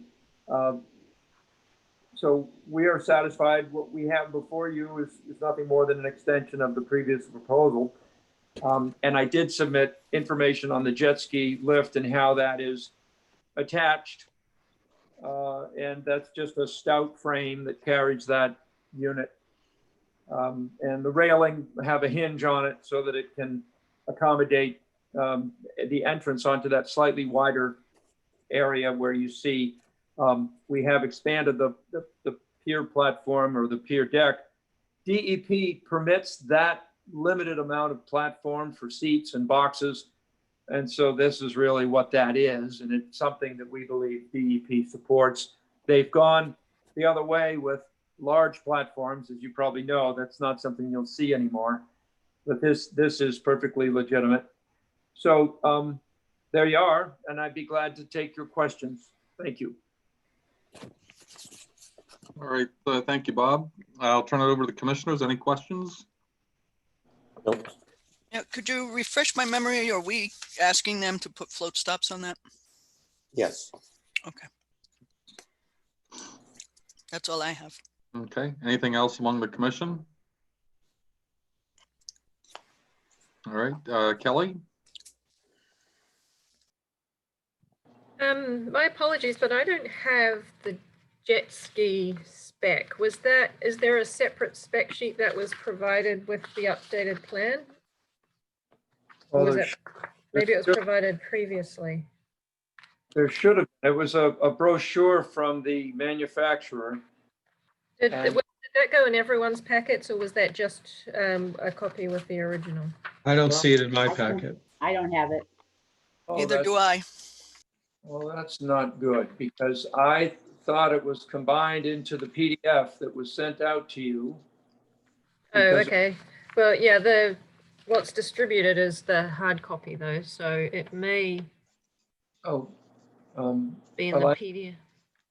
Let me double check because it's a Mr. Lift manufacturer. It's quite basic. It's a single stem with braces that bolt onto the two stout timbers that are set between the two pilings that you see.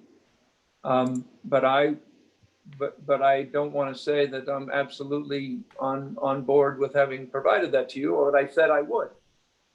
So I am going to look for it. And I apologize if you don't have it. If I may, to go back to the float stops, did we also ask what depth those were going to be, seeing as how we're looking for the jet ski stuff? Well, float stops are an unusual thing. The mud is quite soft here. And I think that any float stop that's not piling oriented is going to have trouble. So I could see, this being some kind of a T coming off the piling. I'd like to avoid 4 pilings, but I wouldn't recommend keeping it too high above the mud, 4 to 6 inches perhaps. And let me just see what I've got.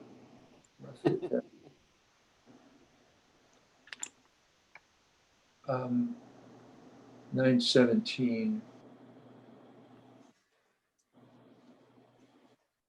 I'm quite sure that was all consolidated. I don't know if it's appropriate to get this to you now. I don't know how I can do that. I can't upload it. What I can do is send it over to Kelly.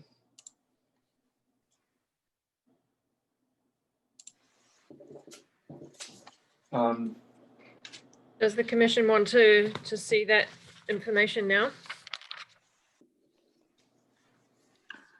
I'll say you, Commission, I mean, is this going to change somebody's opinion one way or the other?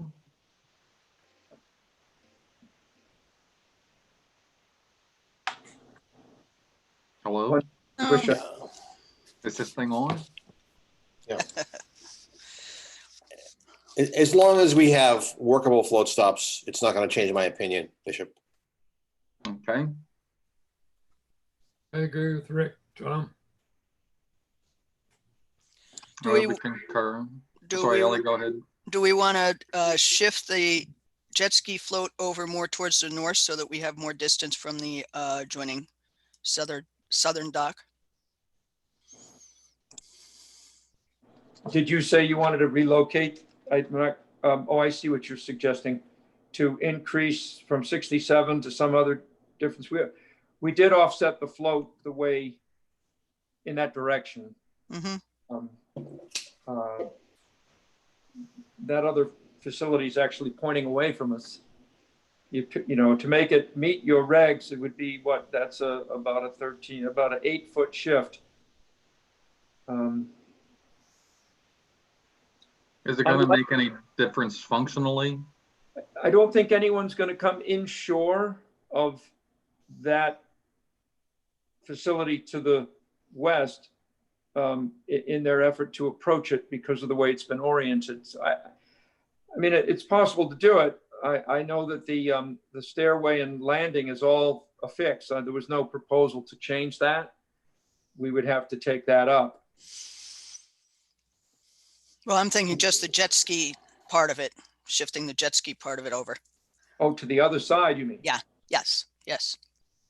Well, if Mr. Muscatel does not object to that, it's just an easy flop, and that it might crowd the area where that float is a little bit. I believe when this was drafted up, it was according to the applicant's layout that they preferred. Mm-hmm. Okay. I know Mr. Muscatel is on. He's at the meeting tonight. I think he's on the call, but I don't know if he has anything to add about that. Yeah, just questioning it. That's all. Okay.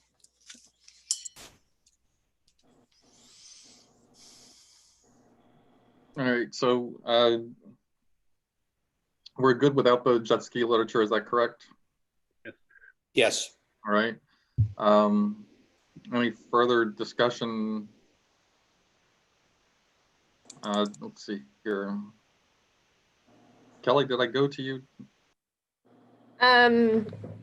No, but I don't really have anything to add other than just if there is an agreement on float stop height for the order.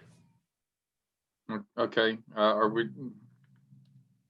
I forgot where we left off on that one. Do you have a standard? Because I have never specified a specific a value, but I could envision one. I've never seen a specified standard, but I didn't know if you have come upon float stops in the past, if there's any reason to vary what you would. It's usually 3 feet, but this is a different circumstance. So DMF would say 2.5 feet, but I think that gives like 3 inches. So it's I don't know if 2 feet, or it's a difficult one with the depth of water issues. Well, 2 feet would at least keep it off, and I mean, theoretically, then you wouldn't have any issues. You shouldn't have any real issues with shading or crowding onto the bottom or anything like that, right? So let me check. You're suggesting that the float be 2 feet off if the you bottom? keep it at 2 feet, that'll be out of the water. that's for the float stop. Yeah. That's unusual. I've never seen that. It'd be out of the water at mean low water, right? Because it's right. Yeah. So what's the depth?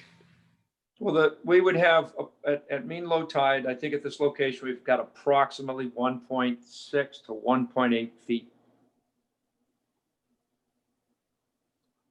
So how's 1.6 feet then? Well, that's fine. I mean, I was trying to keep it off the bottom as opposed to a particular level. And so I would have measured that from the mud. And the impact, I think, since it's transient with the tide, was if shellfish are setting up under that facility, you don't want that float coming down on them. So as long as it doesn't come down on them, you are safe. So I think some reasonable amount, I just would be wary of having that float too far out of the water at dead low. But well, I'm good with that. I'm saying how does the rest of the commission consider that? Any issue there? Everybody good? That's good. Okay. Just a question, do we have a regulation that specifically speaks to that? I was just trying to look for it. It's usually because of the 3 foot of depth requirement, but this is a pre-existing dock that doesn't meet the 3 foot requirement. And is it okay to provide, to allow a different depth then, if it is in the regulations? Well, we have to take this because it's a pre-existing structure, so we have to consider, right? You know, back when it was permitted. Okay, I get it. Apparently they didn't. Apparently the commission wasn't as concerned about it at that point. So yeah, so I think we have to give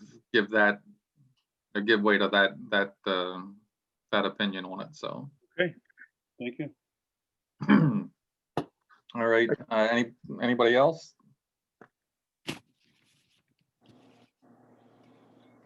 So that was 1.6 feet for the float stops? Yeah, that's 1.6, which matches the low water then. Thank you. We can go with that. Thanks. Okay. Anybody in the audience who has any comments or concerns about this? Raise your hand digitally.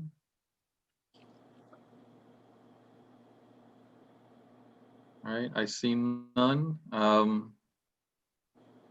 Any final discussion among the commission?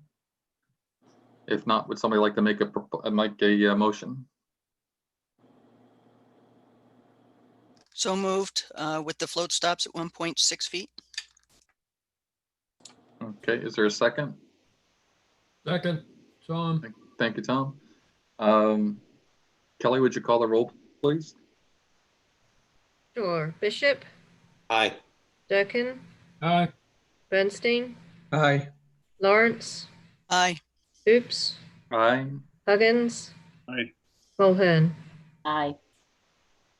Motion carries 7-0. All right, thank you, Kelly. Thank you, Bob. I thank you all and have a good evening. I'll let you go. All right, the next order of business, another continued notice of intent, also continued from September 17th for S. Robert Fish Jr. trustee, 29 Lewis Bay Boulevard, Unit 4 nominee trust, 29 Lewis Bay Boulevard, Unit 4, proposed construction of addition over existing garage and sunroom on existing deck within the buffer zone to a wetland resource area and land subject to coastal storm flow. And I think, Kelly, you said you had found you had done some research on this and found that the Yes. COC was issued and then the deck was built after the issuance of the COC. So we have an unpermitted structure that is the deck. From what I can see, and I sent the images to Down Cape. Dan has his hand raised. But what I could see is on the proposed approved plans and on the as-built plans, there's no deck shown. Now the as-built plans was labeled as being more for drainage, I think, stormwater. So it may have left those details off. But looking at the Google images and the USGS images on MassGIS Oliver, it looks like the structure wasn't there in, I think, 2007, and then it appeared in 2008, 2009 as looking like new material in the aerial image, and then has existed since that point. The building department did look into it at the request of Down Cape, and they went into the archive and found the approved building plans for the property when it was built, and it did not include the deck at that point. So by that reasoning, I would say that it's an unpermitted structure within the setback. The property has changed ownership a number of times since that point. So I think it would be difficult to require the current property owner to remove it. However, that would weigh into your decision as to whether to allow them to now enclose it. Yeah, I agree. I mean, my impression would be that there's been too many changes of ownership to do any enforcement on it, and I'm fine with that, given the actual physical setting that it's in. The fact that it's very close to the resource area, I would not support doing anything else. It's an unpermitted structure. I wouldn't support putting anything in addition to it. But that's my opinion. I'll be glad to hear the opinion of the rest of the board. Yeah, Mr. Chairman, Rick here. I would completely agree with what you said. All right, thank you, Rick. Anybody else? Yeah, David, when you were talking about that, Ed, you were talking about just the sunroom. You're still okay with the construction of the second floor of the garage and the dormers? Yeah. I'm not having a real bad problem with that. It's Okay. just the fact that this structure had showed up unannounced. I just want to be clear. Thank you. Okay. I Anybody think else? Tom, I'm sorry, Tom. Breed would concur with all of us. He was a very community-oriented gentleman. Okay, thank you. I would agree with you, Ed. All right, so we're still good on the building, as David asked. We're still good on the second portion of the building then? Yes. Okay. And this is Dan from Down Cape Engineering, and based on all that, I certainly would, with the applicants had said that they would have no problem removing the sunroom from that proposal. So if you'll approve that as discussed, we can submit a revised plan deleting the note about adding the sunroom within the upper deck. And I concur with that timeline. It wasn't there in 08, but it showed up shortly thereafter. You know, it's been many changes of ownership, and yeah. And the only thing I would point out is that this building, Unit 4, did replace Cottage 4, which was significantly closer to the coastal bank than all this development. But that's kind of water under the bridge at this point. But at least if you need an excuse to leave it, you could note that it's probably within the footprint of an older cottage that was on the site. And between that and it changing hands a number of times, perhaps that's the best tact, is just to withdraw but allow it to remain so as to avoid, you know, I'm sure it would be litigated. It would be an awful thing for the owner to have to do now. And he's bought in good faith and closed out the other order, and no one had said anything. And I guess it just got by everybody. So we appreciate your working with us on it. And if we can approve the dormers in the back, we'll just delete that from the plan and submit a revised plan for the record. And we really would appreciate your working with us on it. Okay, thank you, Dan. Kelly, are you okay with that? Yes, I'm fine with that. Okay, anybody else in the audience have any comments, questions about this project? There is a hand raised. Alex Rainey, if you unmute yourself. Hi, Alex Rainey. Can you hear me all right? Yeah, go ahead. I am the builder, excuse me, representing the Escows on this particular project. I've been working in conjunction with Dan Ojala and his team on this. My only, just one caveat to the whole thing is just if there's any concern in that stone area below the existing deck and the footings, if we get into this construction and we determine that there is any damage in that stone patio area that's below that deck or the footings to maintain structural stability there, are we going to have any issues with that going forward? Should we be looking at a separate application, or is that something that we can maybe take into consideration on this application, that we're going to be okay to fix anything in there if we get to the project and find that there's problems under there? I would say no. If there's some, I'm not quite sure why you're doing anything at that point. If you're doing the gables in the back, but you're not, is there something else that's going on? No, we wouldn't be touching the structure. My concern is that in this, it's pretty consistent actually through this whole area. These stone patios that were done, they're bluestone patios, most of them. We've worked on a couple other projects in this neighborhood and they've all failed. And I just want to make sure that if we get into it, we're going to be able to maintain that patio as well. There will be a number of, there's going to be scaffolding and other things going on back there, obviously inside our limit of work to build that structure. And I just want to make sure we're going to be okay if we have to go back and repair that. I wouldn't want to run into any future hiccups, because this is, as you said, an unpermitted structure. We want to make sure we can maintain what's there in the future. Just sort of looking out for the client down the road.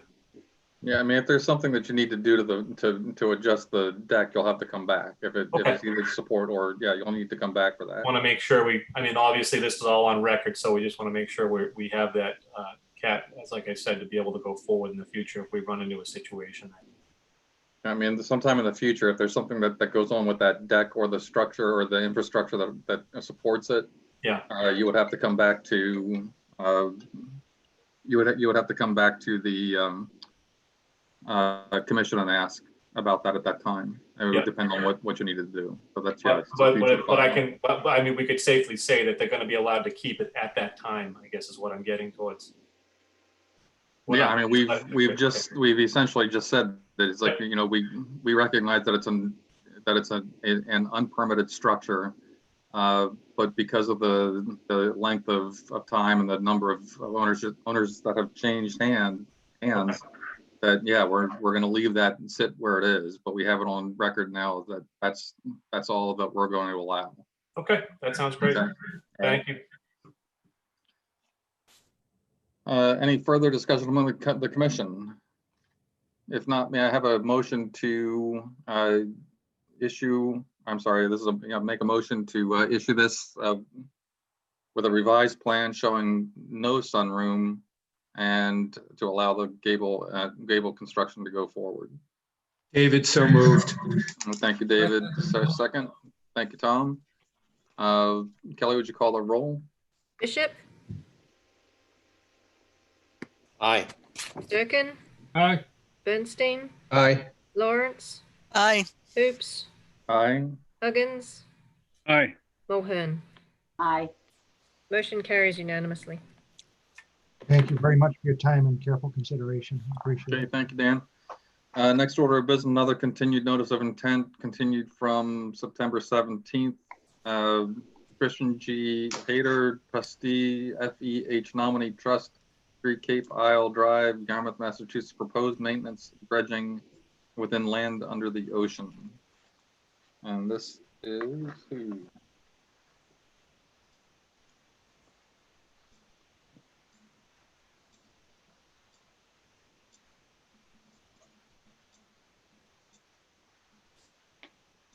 Oh, sorry, I was muted. I've allowed Mr. Brightman to speak. Yes, hello. Good evening. My name Hello. is Rob. Hello, can you hear me? Yep, go ahead. Okay, my name is Rob Brayman from Brayman Survey and Associates, here for the Hiders, proposed dredging. The project site is at 3 Cape Isle Drive. It's located in a man-made lagoon off of the Parkers River. And the property consists of a residential home with a bulkhead, platform, ramp, and a float. The area around the float in the last few years has filled in considerably, therefore making it unusable. The applicants wish to dredge 95 cubic yards in about a 1,000 square foot area. And the dredging would be done by the mechanical method. Silk curtains would be deployed around the the dredged area to control turbidity. Dredging will be completed on shore by a long reach excavator. The dredge material will be dewatered in a dewatering steel container landward of the bulkhead. And it will be surrounded with hay bales and silk fence. The dredge material will later be trucked to an approved upland site. Right now it's proposed to go to 141 Great Western Road, Dennis. Last week, we went before the Yarmouth Shellfish and Waterways Committee, and they approved the project. The only question they had was if were there any catch basins in the area, and the only one that's there is at the corner of Cape Isle Drive, and I can't say the name of the road. The Paka-Anaka-Waka Drive, which is some 90 feet away, and I forwarded that information on to Kyle Von Horn, and he seemed to be okay with it. That location is quite a distance from the site.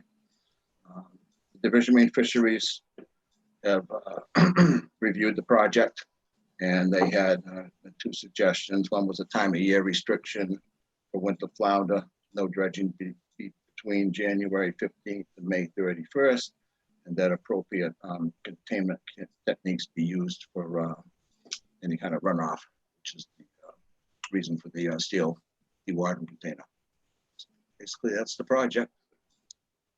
Any questions? Okay, thank you. Commissioners, questions? No, they look like they've covered all the bases. Okay, thank you, Rick. Anybody else? All set. Kelly, any questions, comments?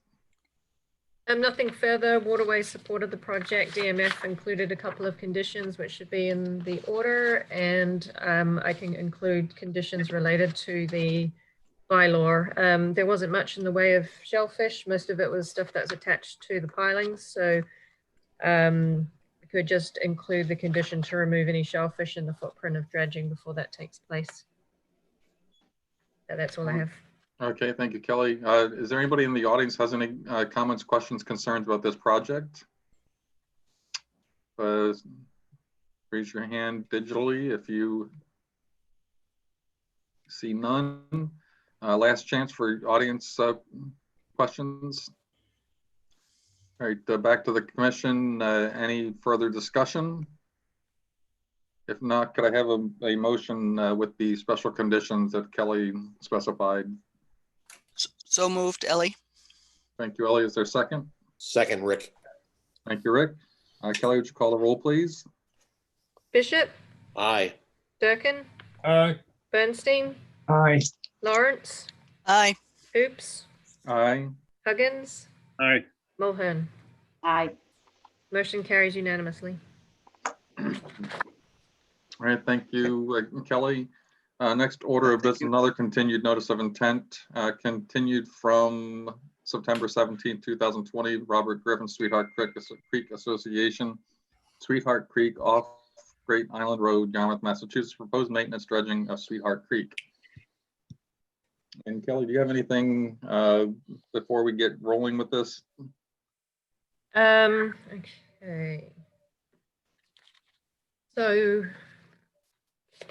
Matt Creighton is in the audience. He may be able to confirm this, but I haven't received natural heritage comments. They raised questions, and I, as far as I'm aware, haven't seen responses from the applicant to those questions at this point. So we will need to receive those before a decision is made. There was an issue with the plan that was presented at the Waterways Committee. The plan provided to the committee was the correct plan, but the plan presented at the meeting by the applicant was an incorrect plan, and it showed a reduced dredging area. So I confirmed afterwards that that they had the wrong plan.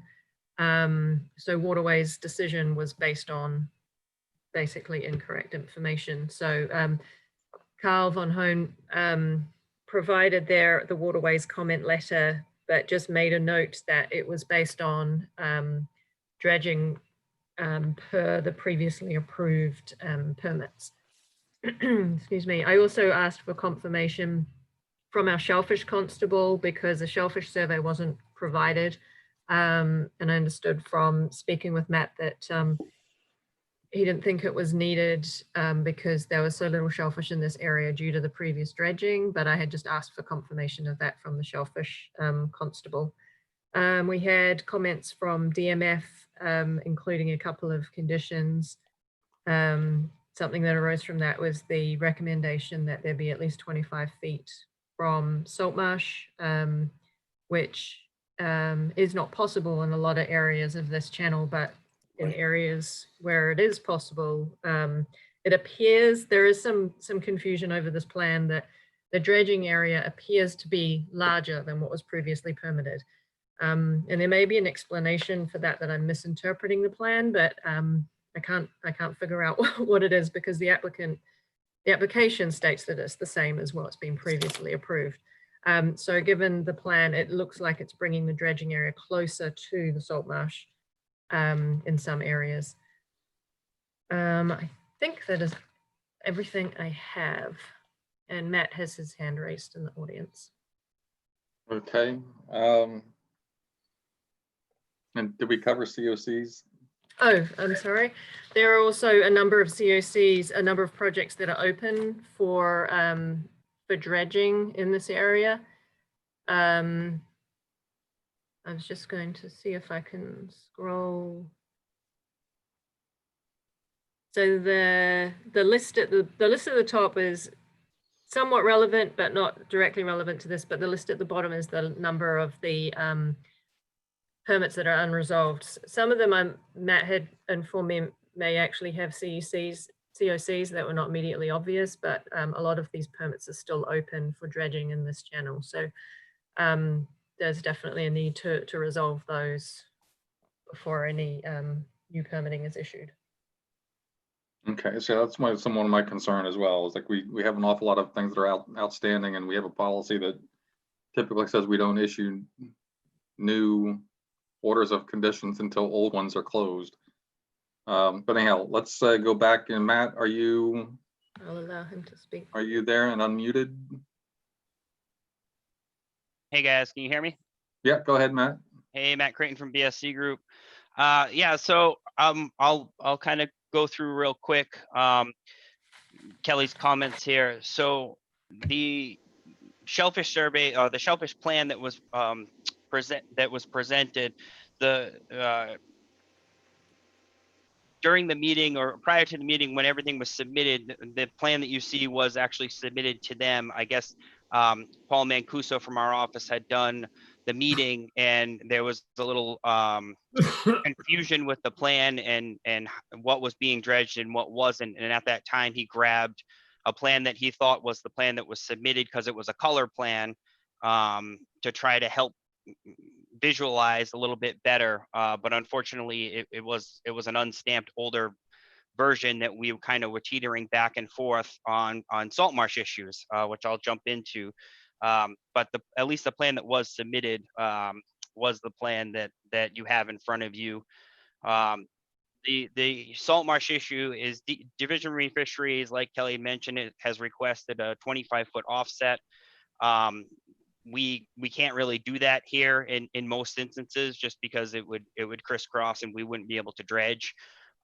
So I think the confusion that we're getting is twofold. One, when we filed plans in the past, regulators have asked us to show the side slope of the plan as dredge area. So you have the main channel, which is a 40-foot wide channel, and then the side slope, which extends outside of that 40-foot wide channel. So the base of the channel is 40 feet wide. So it may look bigger because we're showing that side slope on this, where in the past we haven't. But that's because once we got to water quality, they asked us to put it on. So this time around, basically, we're putting it on. Another piece to this is on section BB, which is the Norm Peters property at the end. He had a separate permit to dredge. We've included that into this permit as far as the maintenance dredge is concerned, just to have it all clean and have everything on one permit. So this is the same exact channel width. The other piece of this that can get confusing again is the last time around, what we ended up with was a 15-foot buffer to the salt marsh. This time we're asking for a 10-foot buffer to the salt marsh. So that also may make it look wider from cross sections, because we kind of had to augment things as we go along here based on where the salt marsh is in the past. The good news is that even with the 15-foot offset to salt marsh the last time around, we didn't have any impacts to salt marsh. We still have the same marsh that's been out there. I haven't seen any issues along the pieces of marshes that were out there 5, 6, 8 years ago to pretty much what's out there today. We are asking for the 10-foot offset instead of the 15 this time around, basically because this channel is filling in so rapidly that even though we've been dredging it pretty consistently over the years, we're still having issues with it blowing in pretty fast. So to recap, we do have a 40-foot wide maintenance dredge channel. That was the original dredge footprint. We've taken 10 feet off of the sides where we have buffer to salt marsh from the side slope, not the channel, but from our closest point of dredging. And that brings us to the 7,907 cubic yards of proposed dredge at a minus 5.5 dredge depth, and that's the overdig at 5.5. We do have a natural heritage response letter. Unfortunately, you got it, Kelly, when we logged in. I had been trying to work with Amy to get that earlier, but it is in your email. I don't know if I can share a screen, but I could bring it up. I have it open. It's basically just piping plover release turn situation, because where we pull the material out, where our pad is and our access road is piping plover habitat. So she has the April 1st to August 31st time of year restriction. But you did get the email probably right around 4:30 when we got started. So I'm sure you haven't looked at it yet. The COCs, we did find a couple of them that had COCs, and one of the homeowners was filing for some of the older ones. I believe that they were already filed. We're working on a couple of the newer ones, and we do expect to have those in shortly. I got to get checks from the association to file them, but we've already drafted them. So you will have the couple of COCs that you don't have yet in shortly. I'm trying to think if I missed anything from you, Kelly. I just wanted to make sure I addressed everything you had. We do have Division of Marine Fisheries time of year restriction, January 15 to May 31. That's winter flounder, which isn't an issue. We're happy to comply with that. So our main difference between our last dredge and this dredge proposed is the 10-foot offset to salt marsh instead of 15.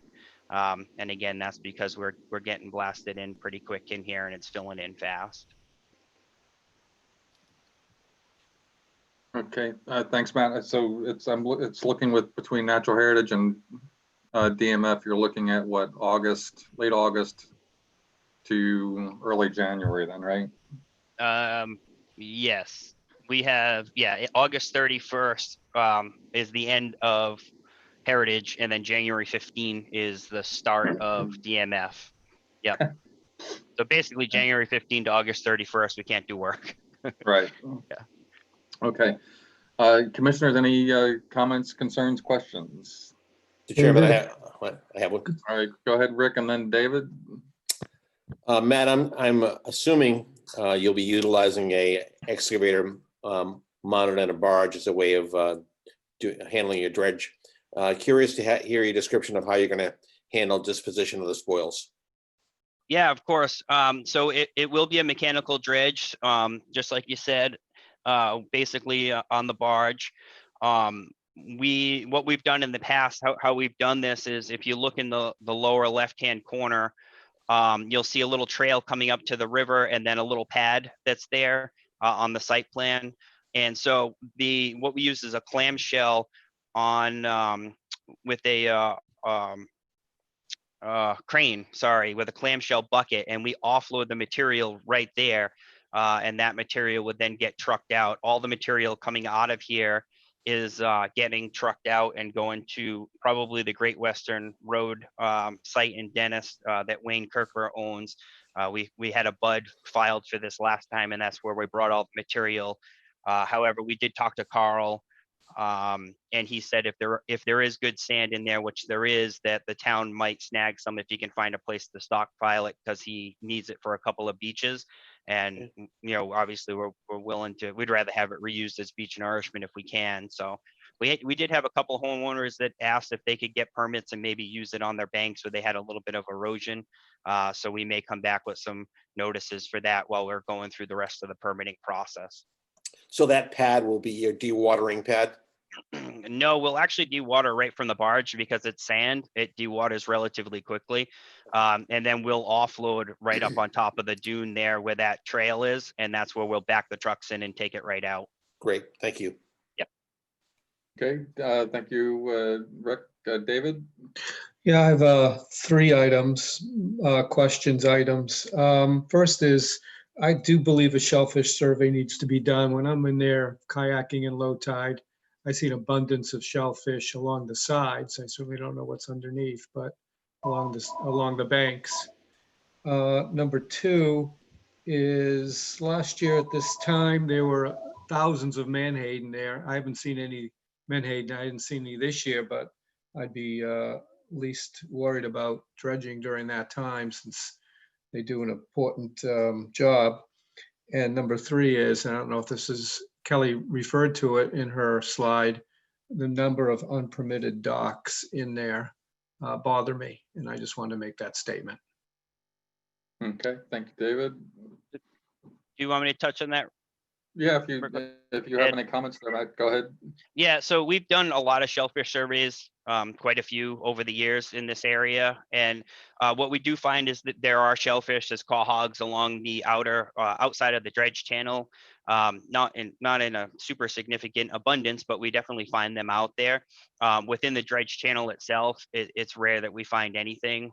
We've done them for individual property owners. We did them for the dock structure that was recently built at the end, and we've done them throughout the channel a couple of different times for other dredge events, other dredging and permitting events. So while I agree that there's definitely quahogs, especially towards the mouth on the outer edges where it's a little sandier, within the dredge area and the footprint itself, there really isn't much that we typically find.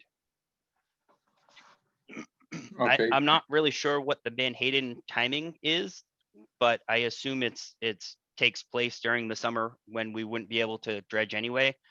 And then I know that as far as the dock situation is concerned, I believe that the docks are all licensed. It's the floats themselves that need permits, a couple of them. And Kelly can correct me if I'm wrong, but I think she's reaching out to those owners to get this corrected. But I don't think it's all of them. I think it was just a couple, but I'm not really sure on that. All right, thank you. And I think, yeah, we have begun reaching out to them. I know Kelly has just sent them out some letters, and I mean, we can't, while I understand especially these docks may have play some sort of a role with the dredging, we can't generally we don't want to include the docks as part of the consideration for this permit. We have to consider the merits of this permit alone on its own merit, and then we also have to handle and deal with those dock violations or float violations. So just as a matter of clarification for everybody. Kelly, did you have any other comments on that one, or? Yeah, I mean, related to the docks, I have sent out violation notices to, I think, most of the folks on this list now. So we will be dealing with those in the coming meetings. I guess there's the linkage that, you know, the enlarged floats in the creek are creating greater demand for the dredging because there's larger floats and larger boats coming in. So they're somewhat related, but I agree that dealing with the actual violations themselves, we can do separately to this process. But I would like to see, yeah, the COCs resolved for this particular project. Yes, without a doubt, we have to. I mean, I think we're ready to go forward, but we certainly would have to put a stipulation on that we won't issue the order until we get the, or yeah, they can't begin work until we get the COCs taken care of. Would be. Sorry. Yeah, no, go ahead. I just wanted to, Amit may have said this and I missed it, but the reasoning for the 10-foot offset to the salt marsh rather than the 15 feet. I think we should be working to protect the salt marsh as much as possible. So I'd prefer to hold to the 15 feet unless there's a very good reason for it. I would concur with that.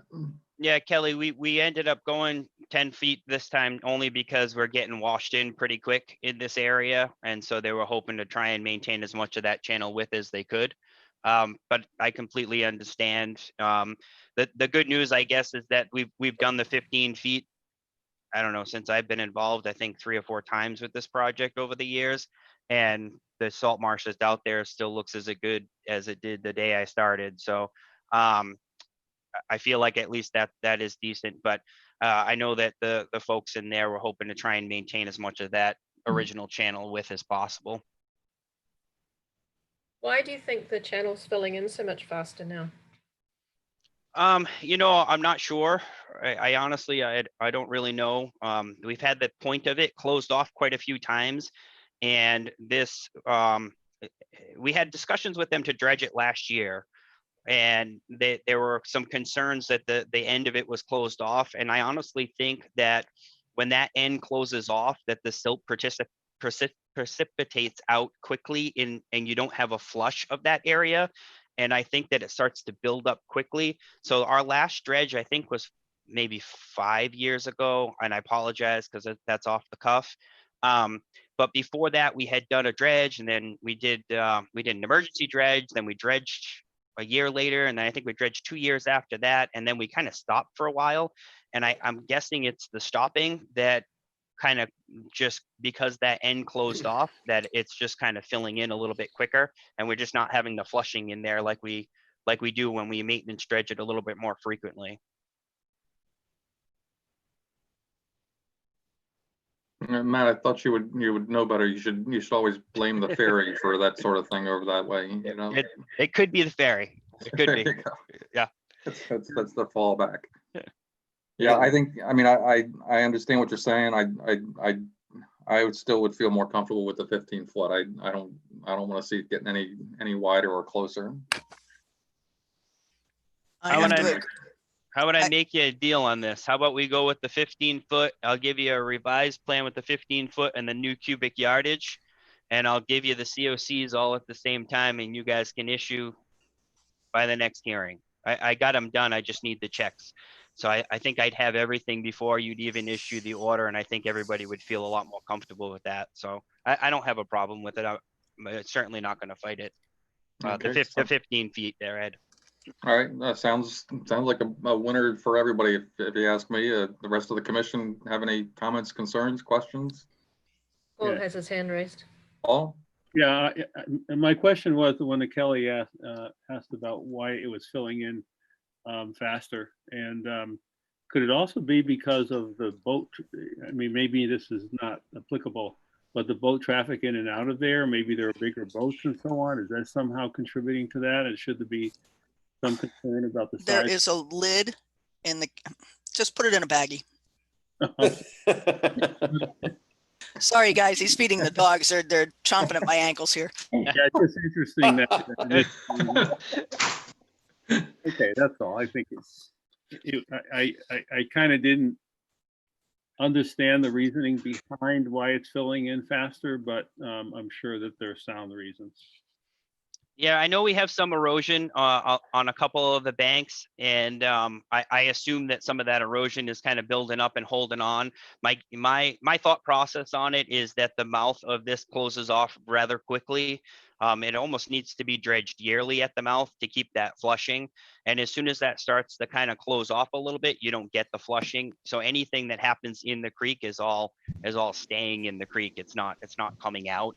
I'm not sure about boat size and wakes, and I have no idea how much, if there are larger boats coming in and out of there. I'm not really sure.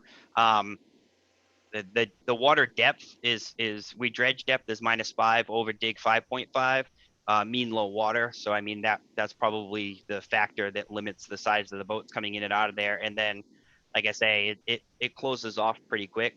So I can't expect it to be too large. When it closes off, then sediment comes in from the sides, from the from some other place other than the mouth of the area.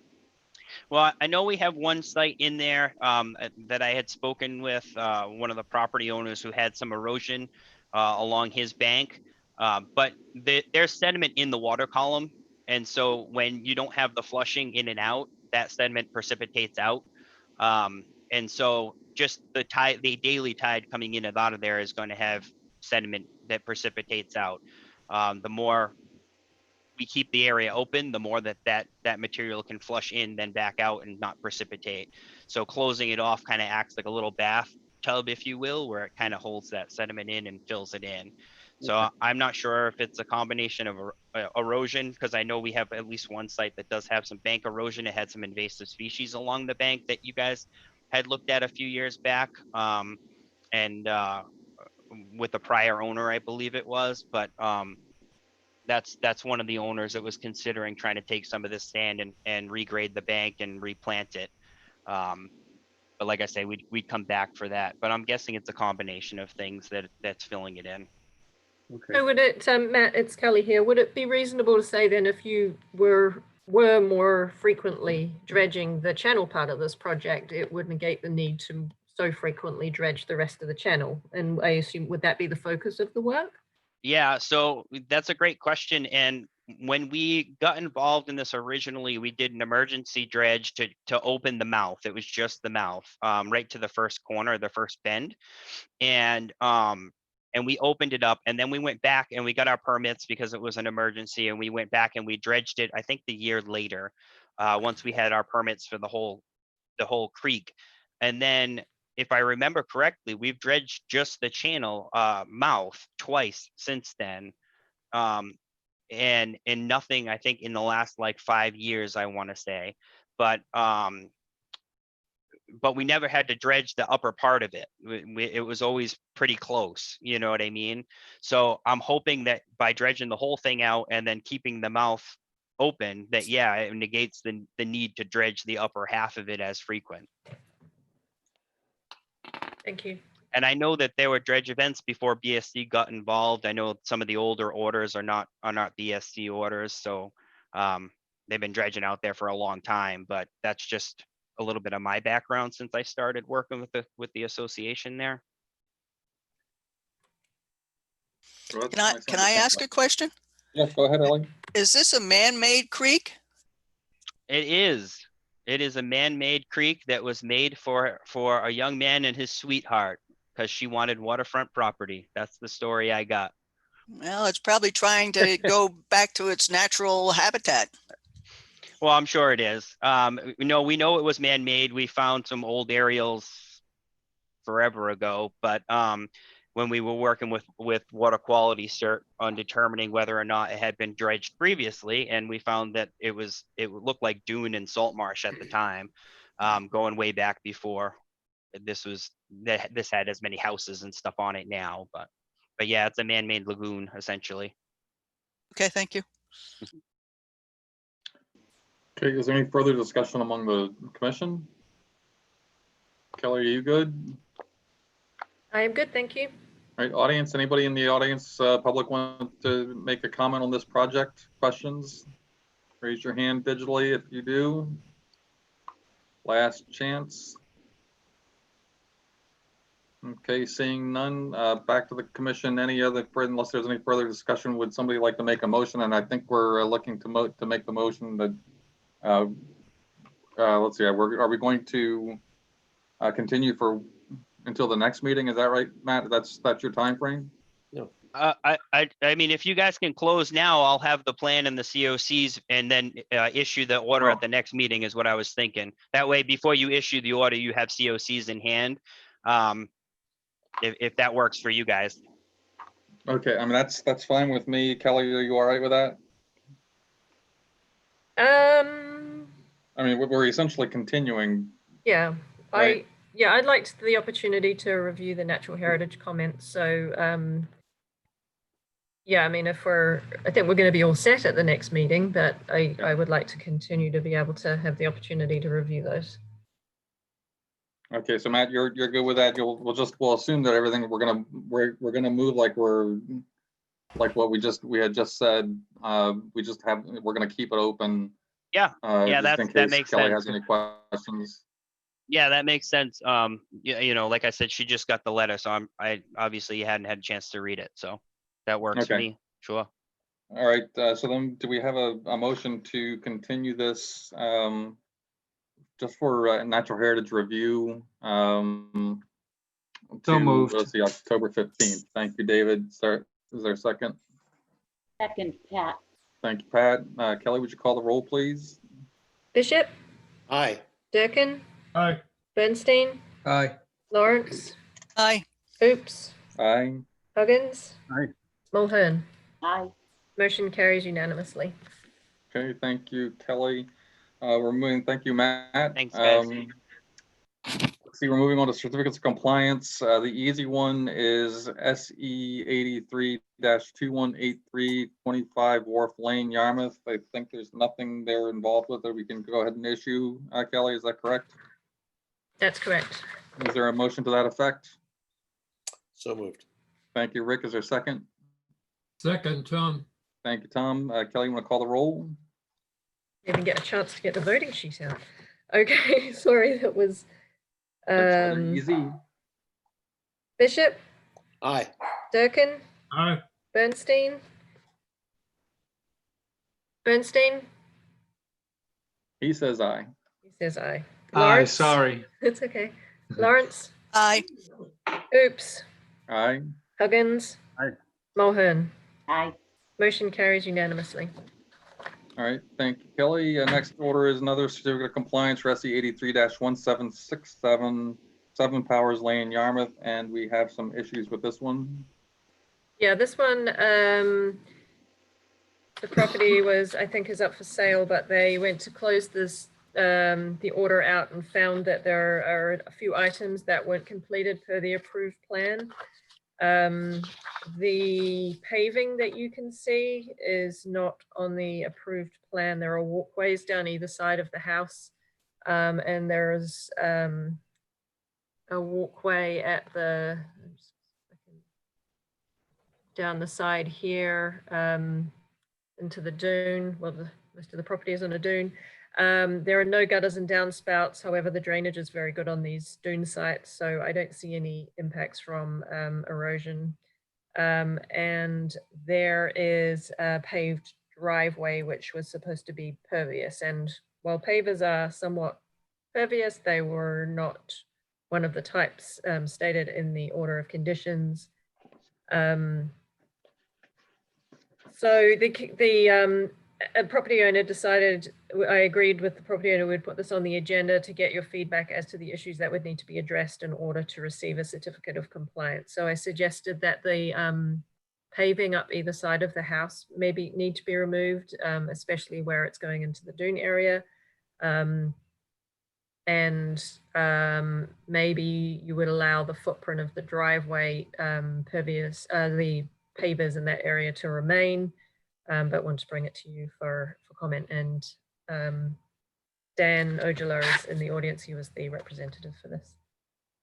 Okay, thank you, Dan. Hold on, and we'll get the commission's response or concerns. Commission, go. Anybody? Well, I'm still concerned about the impervious driveway. I mean, the order of conditions said it would be pervious. It seems like a disregard for the requirements that the Conservation Commission proposed. Yeah. Kelly, can you go back and show the picture of the driveway again?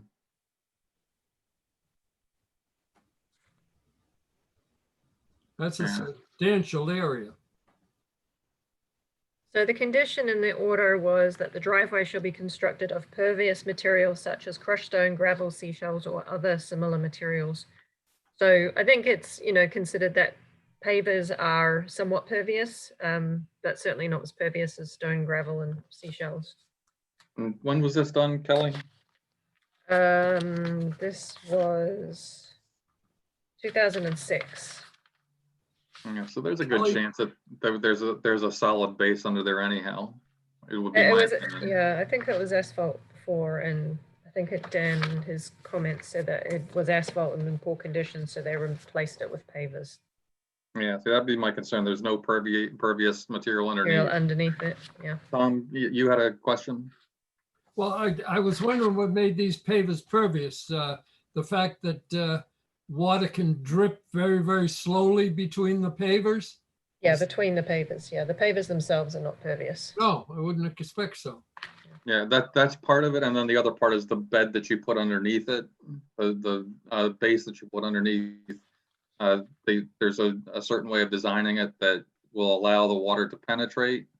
But if you traditional methods of construction, I've always put a hard base down that doesn't allow the water to penetrate. Then, so it's really you're just building a semi-permeable spot on top of an impervious underlayment, basically.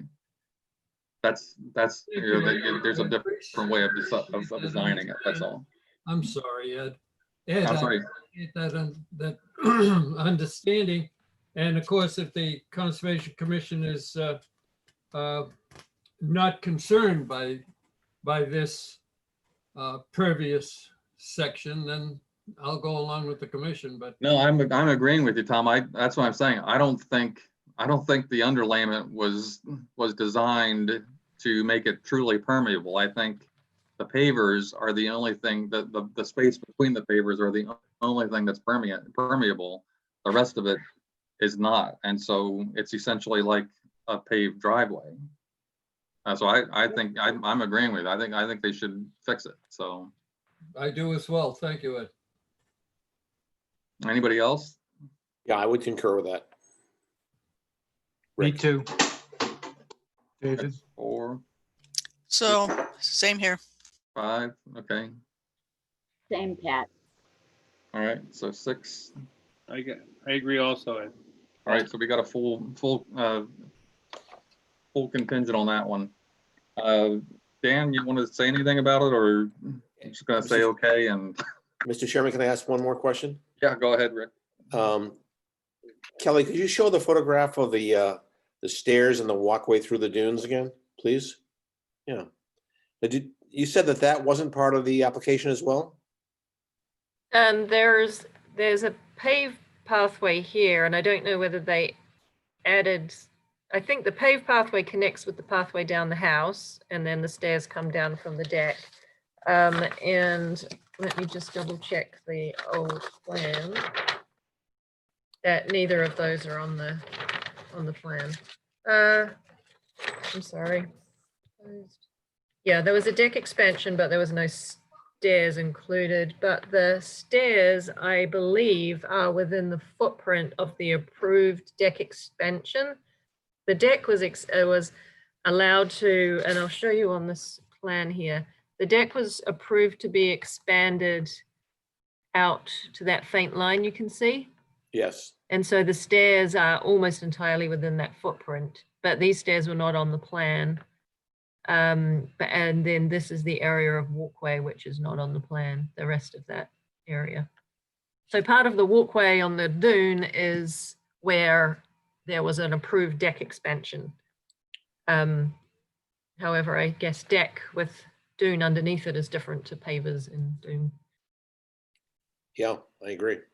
Kelly, on those stairs that come down and the platform that's at the top, the stairs directed towards the water. As I recall, there are stairs directed towards the street as well that meet that initial paved walkway. Am I correct in that? On this side, you can see the stairs coming down. That's the other side of the house. Right. A similar situation exists on the opposite side of the house than this picture indicates. Is that true? Yeah, I think there's another set of steps that come down from the deck on this side. You just can't quite see them in the photo there. And then that unapproved walkway connects with the street-oriented set of stairs. Yeah, so this Okay. leads all the way through to the dune on the other picture. Yeah, thank you. That's quite a disregard for the order of conditions, isn't it? Getting to be a common event, isn't it, Tom? It seems to happen once too often, it appears.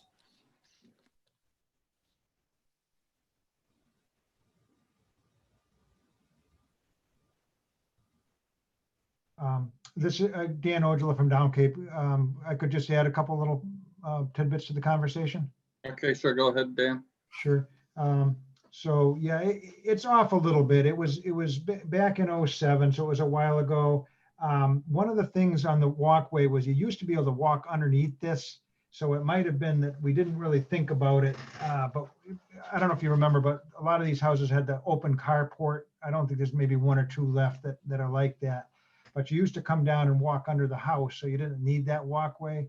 As soon as they boxed it in, then now you do need a walkway there. And so we probably just missed it on the plan, because if you look at the original plan, the walkway kind of goes underneath the house. Well, you can't do that anymore. So that was probably an oversight on our part. It was just, one of those little field adjustments that you don't think to make to the site plan. I would point out that on the west side, there was a 6-foot deck expansion approved. The walkway is mostly within that. It is a little bit different than a deck, an at-grade walk, but they didn't build the deck over it. So I guess there's maybe a little more light and air getting, on some sun angles to vegetation than there would be if there was a raised deck. So that might be a slight plus. I leave it to the discretion of the board. I believe they had a footpath before that kind of went on the neighbor's land. Everybody's got a footpath to the water, and usually you do allow that, for everybody. Perhaps where those stairs are mostly within the footprint and it's a very modest little walk that could be allowed. You're right on the pavers. These aren't the pervious paver types. The pervious pavers will have a diagonal little cutout in the corner, and you put gravel underneath them, sand and gravel, a bed, so that they soak water like a sponge. These would take some water, but you get a heavier rain and it will sheet off a little bit. Where you did specify shells and so forth. I hear you on that. I guess I'd ask if the owner wants the option of pervious, you know, if we put a foot gravel base and sand, and then the Unistone Eco Brick pervious pavers, the ones that are designed to be pervious. Is that something you'd entertain instead of gravel? I could assure you it would drain probably better than any gravel you could find. That would be fine with me, Dan. As it's properly designed. Yeah, I've got no problem with that. I don't think the homeowner wants a 4th and 5th story yet. But I would go with your pervious driveway. The only issue with that is that for other properties along here, we've not allowed the pervious pavers because this is in, I think it's all in the velocity zone, and they become projectiles during a storm. So that's the grounds for us not having allowed them at one of the other properties when it was redeveloped along here. Well, that's not going to be, these are going to be impervious once this is torn up, correct? Well, I hear you. If that's your standard, I would withdraw. Dan, excuse me, please. Yes, absolutely. I think I made a mistake. Did I use the word impervious when I meant that the new driveway is now going to be pervious? Yes. But he means pervious pavers, so they would still be pavers, so they would still become projectiles. Oh, I see. That's what I was getting at. That is from the FEMA guidance or the coastal manual guidance. Well, fair enough. If there's guidance on that, you know, that sounds fine. The whole house will be a projectile. That is true. Well, the stones will probably be the least of our problem, but I could certainly withdraw the request on that. It's reasonable to put just a shell or gravel. You know, gravel with shell looks nice. Just crushed gravel, and I'm you know, that's understandable. And back when this was permitted, it was an A zone. Now it is a V zone. So times have changed. Yeah. Mr. Chairman, does anyone have any comments about the concrete retaining wall and the width of that patio to the west? It seems like it's a lot more than a footpath to me. It appears to be like 4.5, 5 feet wide. That's way out beyond that approved deck, in my opinion. And as I recall, Rick, that walkway impinges on a dune. Right. Also very close on the western side. What was the plan? How did the plan call for there? Nothing. Sorry, go for it. Yeah, the original plan had basically the original driveway, which is a little bit narrower, but there was a septic tank under the driveway, and then to the west on that side that you're looking at, there's a pump chamber and a big leaching field under the grass. So there was some disturbance there. It all grew back nicely, so that's good. But that is a little bit wider. You know, if you'd like us to pull it back in, you know, 4 feet or something, it would, I think, would certainly be at your mercy, and that would be not an unreasonable thing to ask. Just slope that down, pull it in 4 feet, and plant some beach grass there. Yeah, I'd be comfortable with that. Anything you can do would help, Dan. So Dan, would that would mean removing this wall and bringing the tapering the dune down to basically be in line with the edge of the house. Is that right? Well, 4 feet wouldn't be quite that far. I was Okay. trying to get them room for the wider cars access. these days, but it would be over closer to the house for sure than it is now by 4 feet. Oh yeah, it is a lot further than 4. Yeah, it's a little wider, but you know, it's the discretion of the board. The width change was probably, you know, in excess of 6.5 feet. But if we could keep 4 of it, we sure would appreciate it. I mean, this is, you know, it was a septic area. It was redeveloped, and it'll be a completely pervious driveway now. I don't know, the board's call.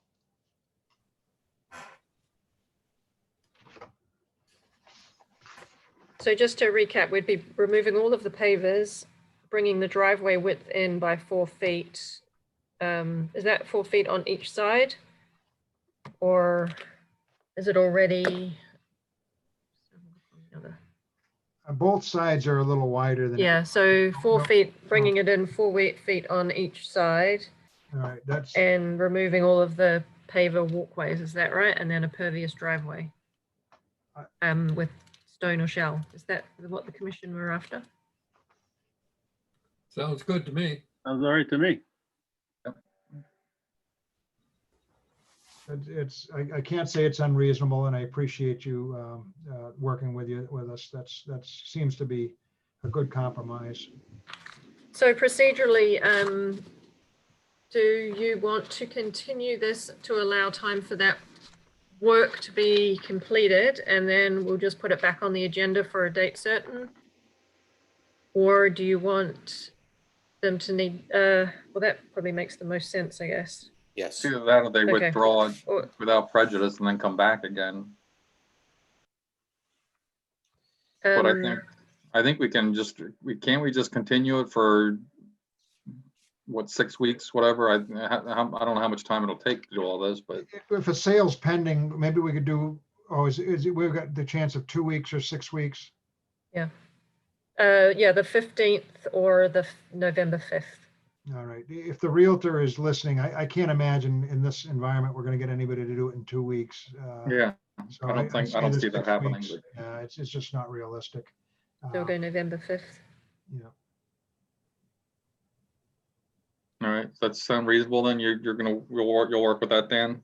Yeah, we'll work with that. And if we need a continuance, we'll request it prior. I appreciate you working with us. And again, it's a little bit, some changes out there, but you know, it's, I think this is a good compromise. Thank you. Okay. All right. Could I have a motion to continue this to November 5th? So moved. Thank you, Rick. Seconded by Ellie. Thank you, Ellie. Kelly, you want to call the roll? Bishop, Aye. Durkin, Aye. Bernstein, Aye. Lawrence, Aye. Hoops, Aye. Huggins, Aye. Mulhern. Aye. Motion carries 7-0. Thank you, Dan. Thanks All again. right. Thank you, Dan. You need to leave us, Mr. Chairman? Yeah, I'm going to try and stay. I'm going to try and stay and listen to this. I'm going to give 5 minutes of discussion to 182 Baxter Avenue. And we'll limit it to 5 minutes of discussion, if that's all right. And then I have to leave. So Tom, if you would take over after that. Certainly. Okay. Next order then is enforcement orders, 182 Baxter Avenue, presentation by property owner. Jamie, are you there?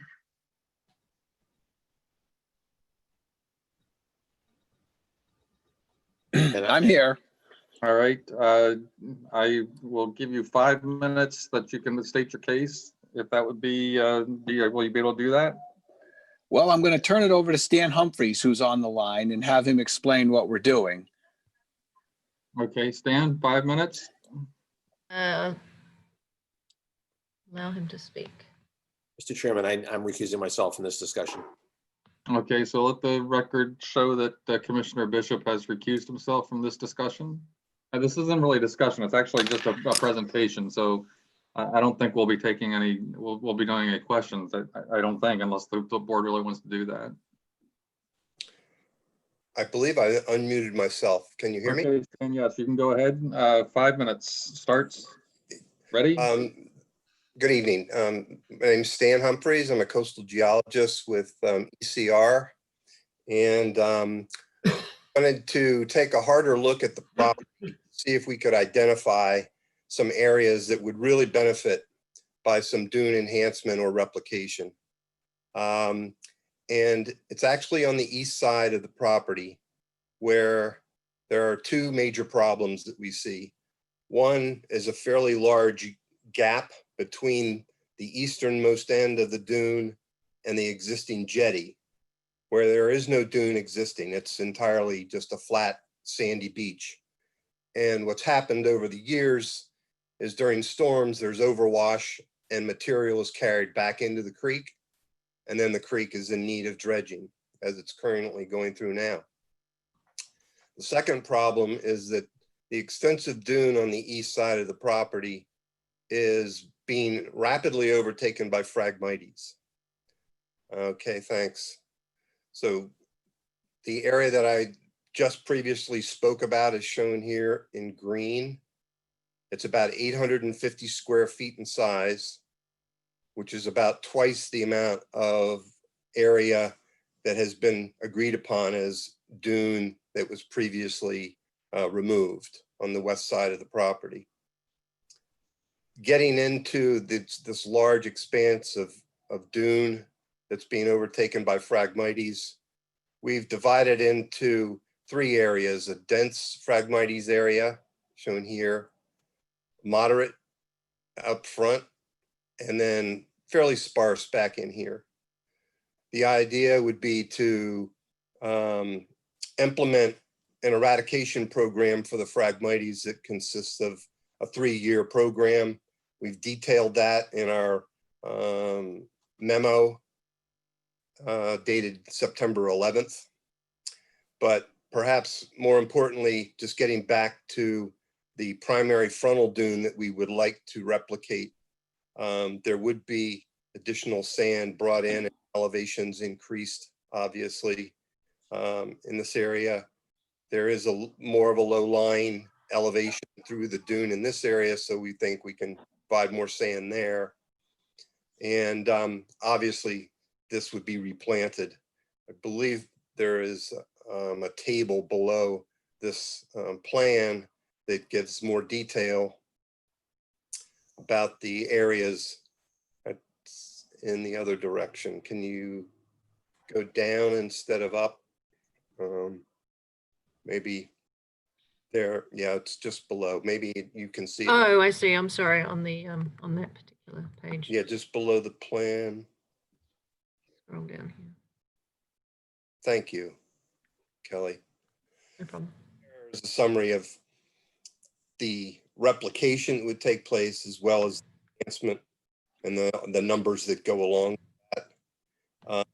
There would be additional salt tolerant plantings added into the replication area, as well as an area farther north where it's very sparse. We think that the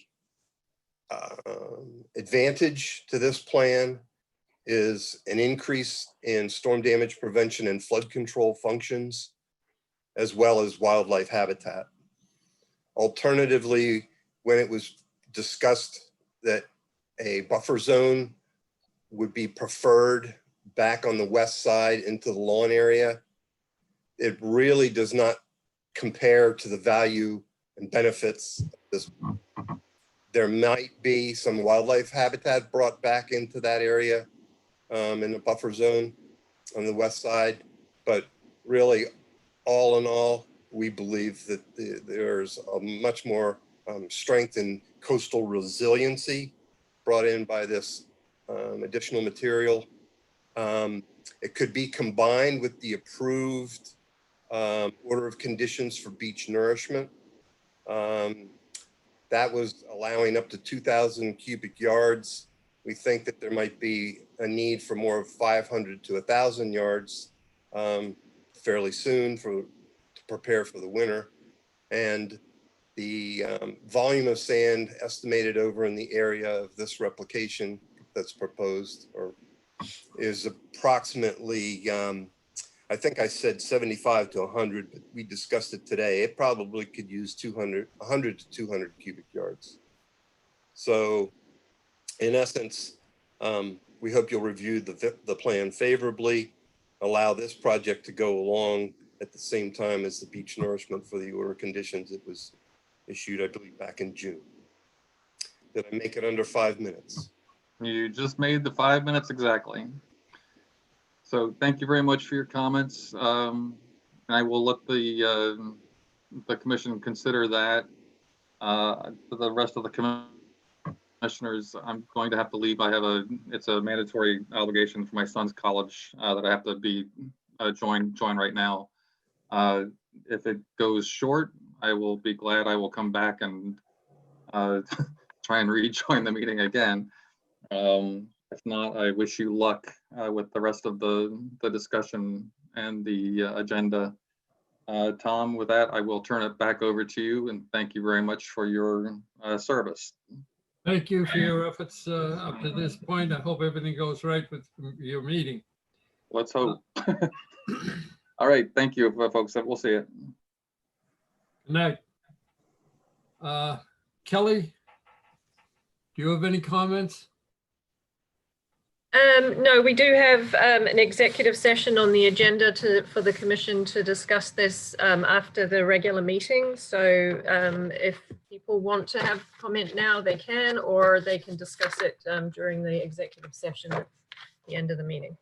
Perhaps it would be more practical to join everything at the this executive meeting discussion. Okay. Okay. Sounds good. How about the violation at 56 Pleasant Street, the dock? Okay, so I got an update from the property owner today, and he has indicated that he's asked for the floats to be removed and that he doesn't intend on bringing the oversized floats back next season. What he intends to do is to have the 2 floats reduced in size so that they are compliant with the regulations. So they will be greater in size than what he was previously permitted. He was permitted for 120 square feet. He's looking at coming in at 192 square feet, which would be compliant with our bylaw. So I've asked him to file a request for determination of applicability with an updated plan in the off season to allow him to bring those floats back in the following boating season. So I just want to give you that update. And if you had any comments against that, then I would feed that information back to him. He was not able to attend the meeting. His record is not that great, but I appreciate your ability to be forgiving. This is one of the many Bass River docks that we've been working on getting a resolution to over the last couple of years. Well, I think a resolution is the most appropriate way to go in this instance. Okay. Do we have any comments on the commission? No, I think it's consistent with our regulations, so I think we're compelled to agree. Good, good. Anybody else? Do you want a motion on that, Kelly? I don't think we need a motion at this point. I've just asked him to file a request for determination of applicability, so we'll just look out for that in the future. Great, great. That sounds good. How about the violation at 70 Grandview Drive, Kelly? Okay, so now this one was, I think we briefly discussed it at the last meeting where there was a request for, and we have somebody in the audience, so I will allow them to speak in a second. I'll just give you the background. They requested a building permit sign off for a replacement of an existing deck. And when I took a look at the file for the property, I found that on a previously permitted plan, there was a 20-foot buffer of vegetation at the top of the coastal bank. And that had, since the certificate of compliance had been issued for the work, had been removed.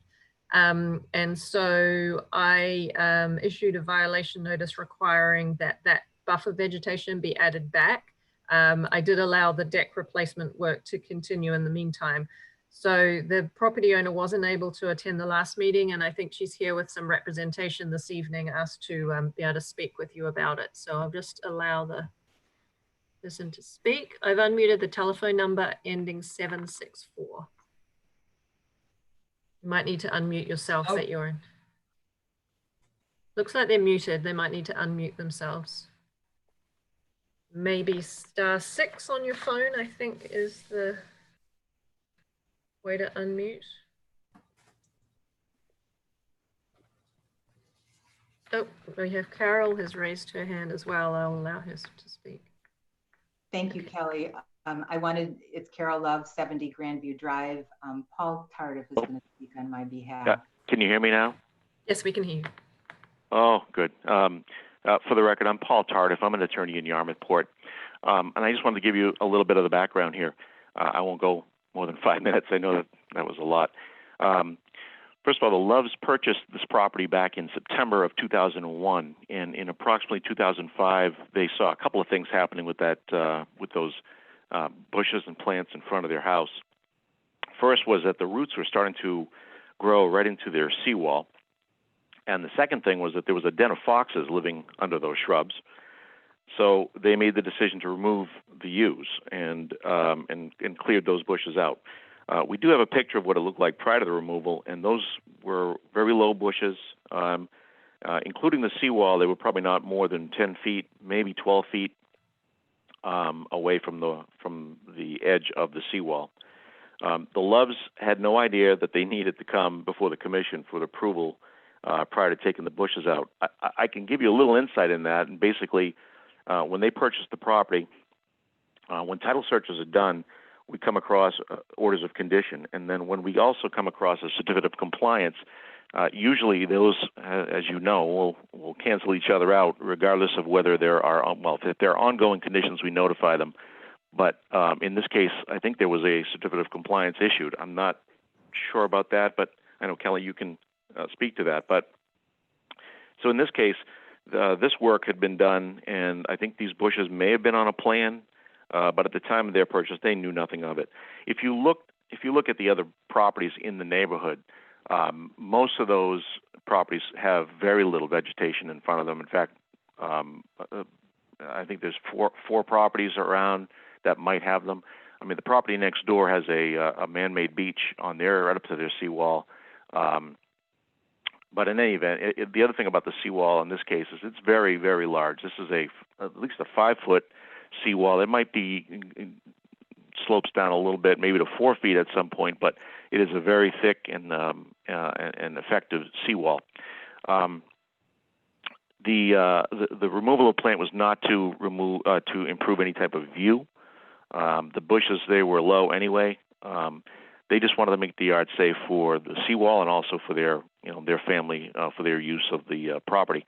I also want to know, I want the board to know that the Loves are very great people. They've owned and operated the Pirates Cove Adventure Golf Course on Route 28 for the last 34 years. They employ DY students.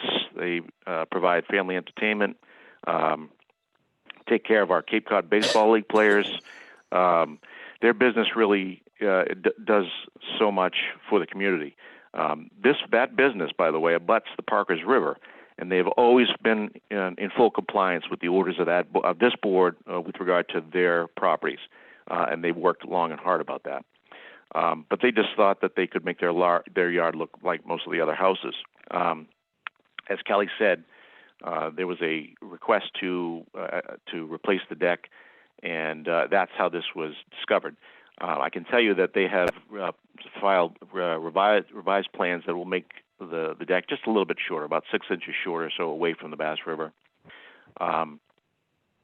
So what we're hoping to do is hopefully just keep the property the way it is currently. It's been 15 years in this state, and I don't believe there's been any harm to the river. That section of the river is probably one of the widest sections of the river. There's not a lot of waves. It's way past the Bass River Bridge. They do have a dock. They do have a little gazebo out there that I believe was also permitted. So they like their neighborhood, and we're hoping that they can keep their yard the same way it is. We understand that the plants were removed, and we're not trying to get away with one. They were not trying to snub their nose at this board at all. But the state of the property has worked for the last 15 years. We're hoping we can leave it there. The Loves are willing to at least replant. They've offered at least 5 feet after the seawall with some low bushes that would replicate what was there before. And again, we're not looking to be rewarded for taking the bushes out, but we would like to have continuous use of that property. There's about a 40-foot front yard. Well, I call it the front yard. They call it the backyard along the river for their family to use. I think if you look at the other properties on there, and I know that that's not a good basis for comparison, but if you do look at that from an aerial, you will see that many of those yards are just as big. In fact, some of the houses are a little closer to the river than this one is. So they apologize. It was not their intention to do anything wrong. And I do want to tell you that Mr. Love currently suffers from Parkinson's disease. He is no longer verbal. Carol is his caretaker, and she's doing the best she can by herself. There's no one who really wants to attend to this during the COVID-19 epidemic, so she is just doing what she can to move along here. So we're hoping, with your indulgence, that we could either leave it the way it is, or at the least plant a 5-foot buffer. Thank you very much. Kelly, do you have any comments on this? No, I think it will just come down to the commission on what they would like to see, whether they're supportive of reducing that buffer to a 5-foot buffer. I certainly feel it's important to have some buffer vegetation there. If they wanted to look at more in the line of grasses and things that will have a root system that won't impede so much on the wall, then they could do that. Beach grasses, obviously, would serve that purpose, but I guess it's ultimately up to the commission as to what they're willing to accept. I appreciate your comments. Kelly, anybody on the commission would like to make a statement in regard to this violation? It seems to me, if I may, that a 5-foot buffer would be an excellent solution. I think that, Kelly, could you make some suggestions to Mrs. Love as to appropriate plantings in a buffer zone of 5 feet, housewood of the seawall? Sure, I can do that. Yeah, Mr. Chairman, this is Rick. I think 5 feet is very consistent with what we've asked for in the past. Thank you, Rick. I concur. Thank you, Ellie. Fine. Well, go ahead, Paul, please. No, I agree with Rick and Ellie. 5 feet would be appropriate. Good, good. David, I agree. Thank you. I agree. Well, we all seem to be in agreement, Kelly. Can we grab a motion for that then, and we'll... Okay, can somebody make that motion for us, please? I will be happy to. I make a motion that we recommend a 5-foot native plant buffer planting at the eastern edge of the property. Thank you. And a planting suggestions will be available from Kelly to Mrs. Love. Can I add that to it, Rick? Absolutely. Thank you. Thank you. Anybody for a second? I second it. Yes. Kelly, would you call the roll? Bishop? Aye. Durkin? Aye. Bernstein? Aye. Lawrence? Aye. Huggins? Aye. O'Hearn? Aye. The motion carries 6-0. Fine. Thank you very much, sir. Thank you very much for your indulgence, and I really appreciate this. It's very much appreciated by the Loves as well. Very good. The next item on the agenda. You're all beautiful. You're not curmudgeons. You're not. Hi, all. Thank you, Carol. You're all great. Thank you. Thank you. As far as other business is concerned, the approval of the meeting, the approval of the minutes, excuse me, of August 6th, 2020. I would like to make the motion that we approve them as written. I'll second that. All those in favor? Kelly? Sorry, can we get a different second? Because Rick wasn't at the meeting. I second that. Ooh. You weren't at the meeting either. Oh, Paul? Thank you. Okay. We're rushing through this a bit, yes. That Kelly Grant is trouble. Yeah, she's right on. Now, who made the second? I did. Paul. Paul, thank you. You're welcome. Do you want to call the roll, Kelly? Sure. Durkin? Aye. Mulhern? Aye. Huggins? Aye. And Bernstein? Aye. The motion carries 4-0 with 2 abstain. just made it, huh? There we go. All right, other business, approval of the minutes of August 20th.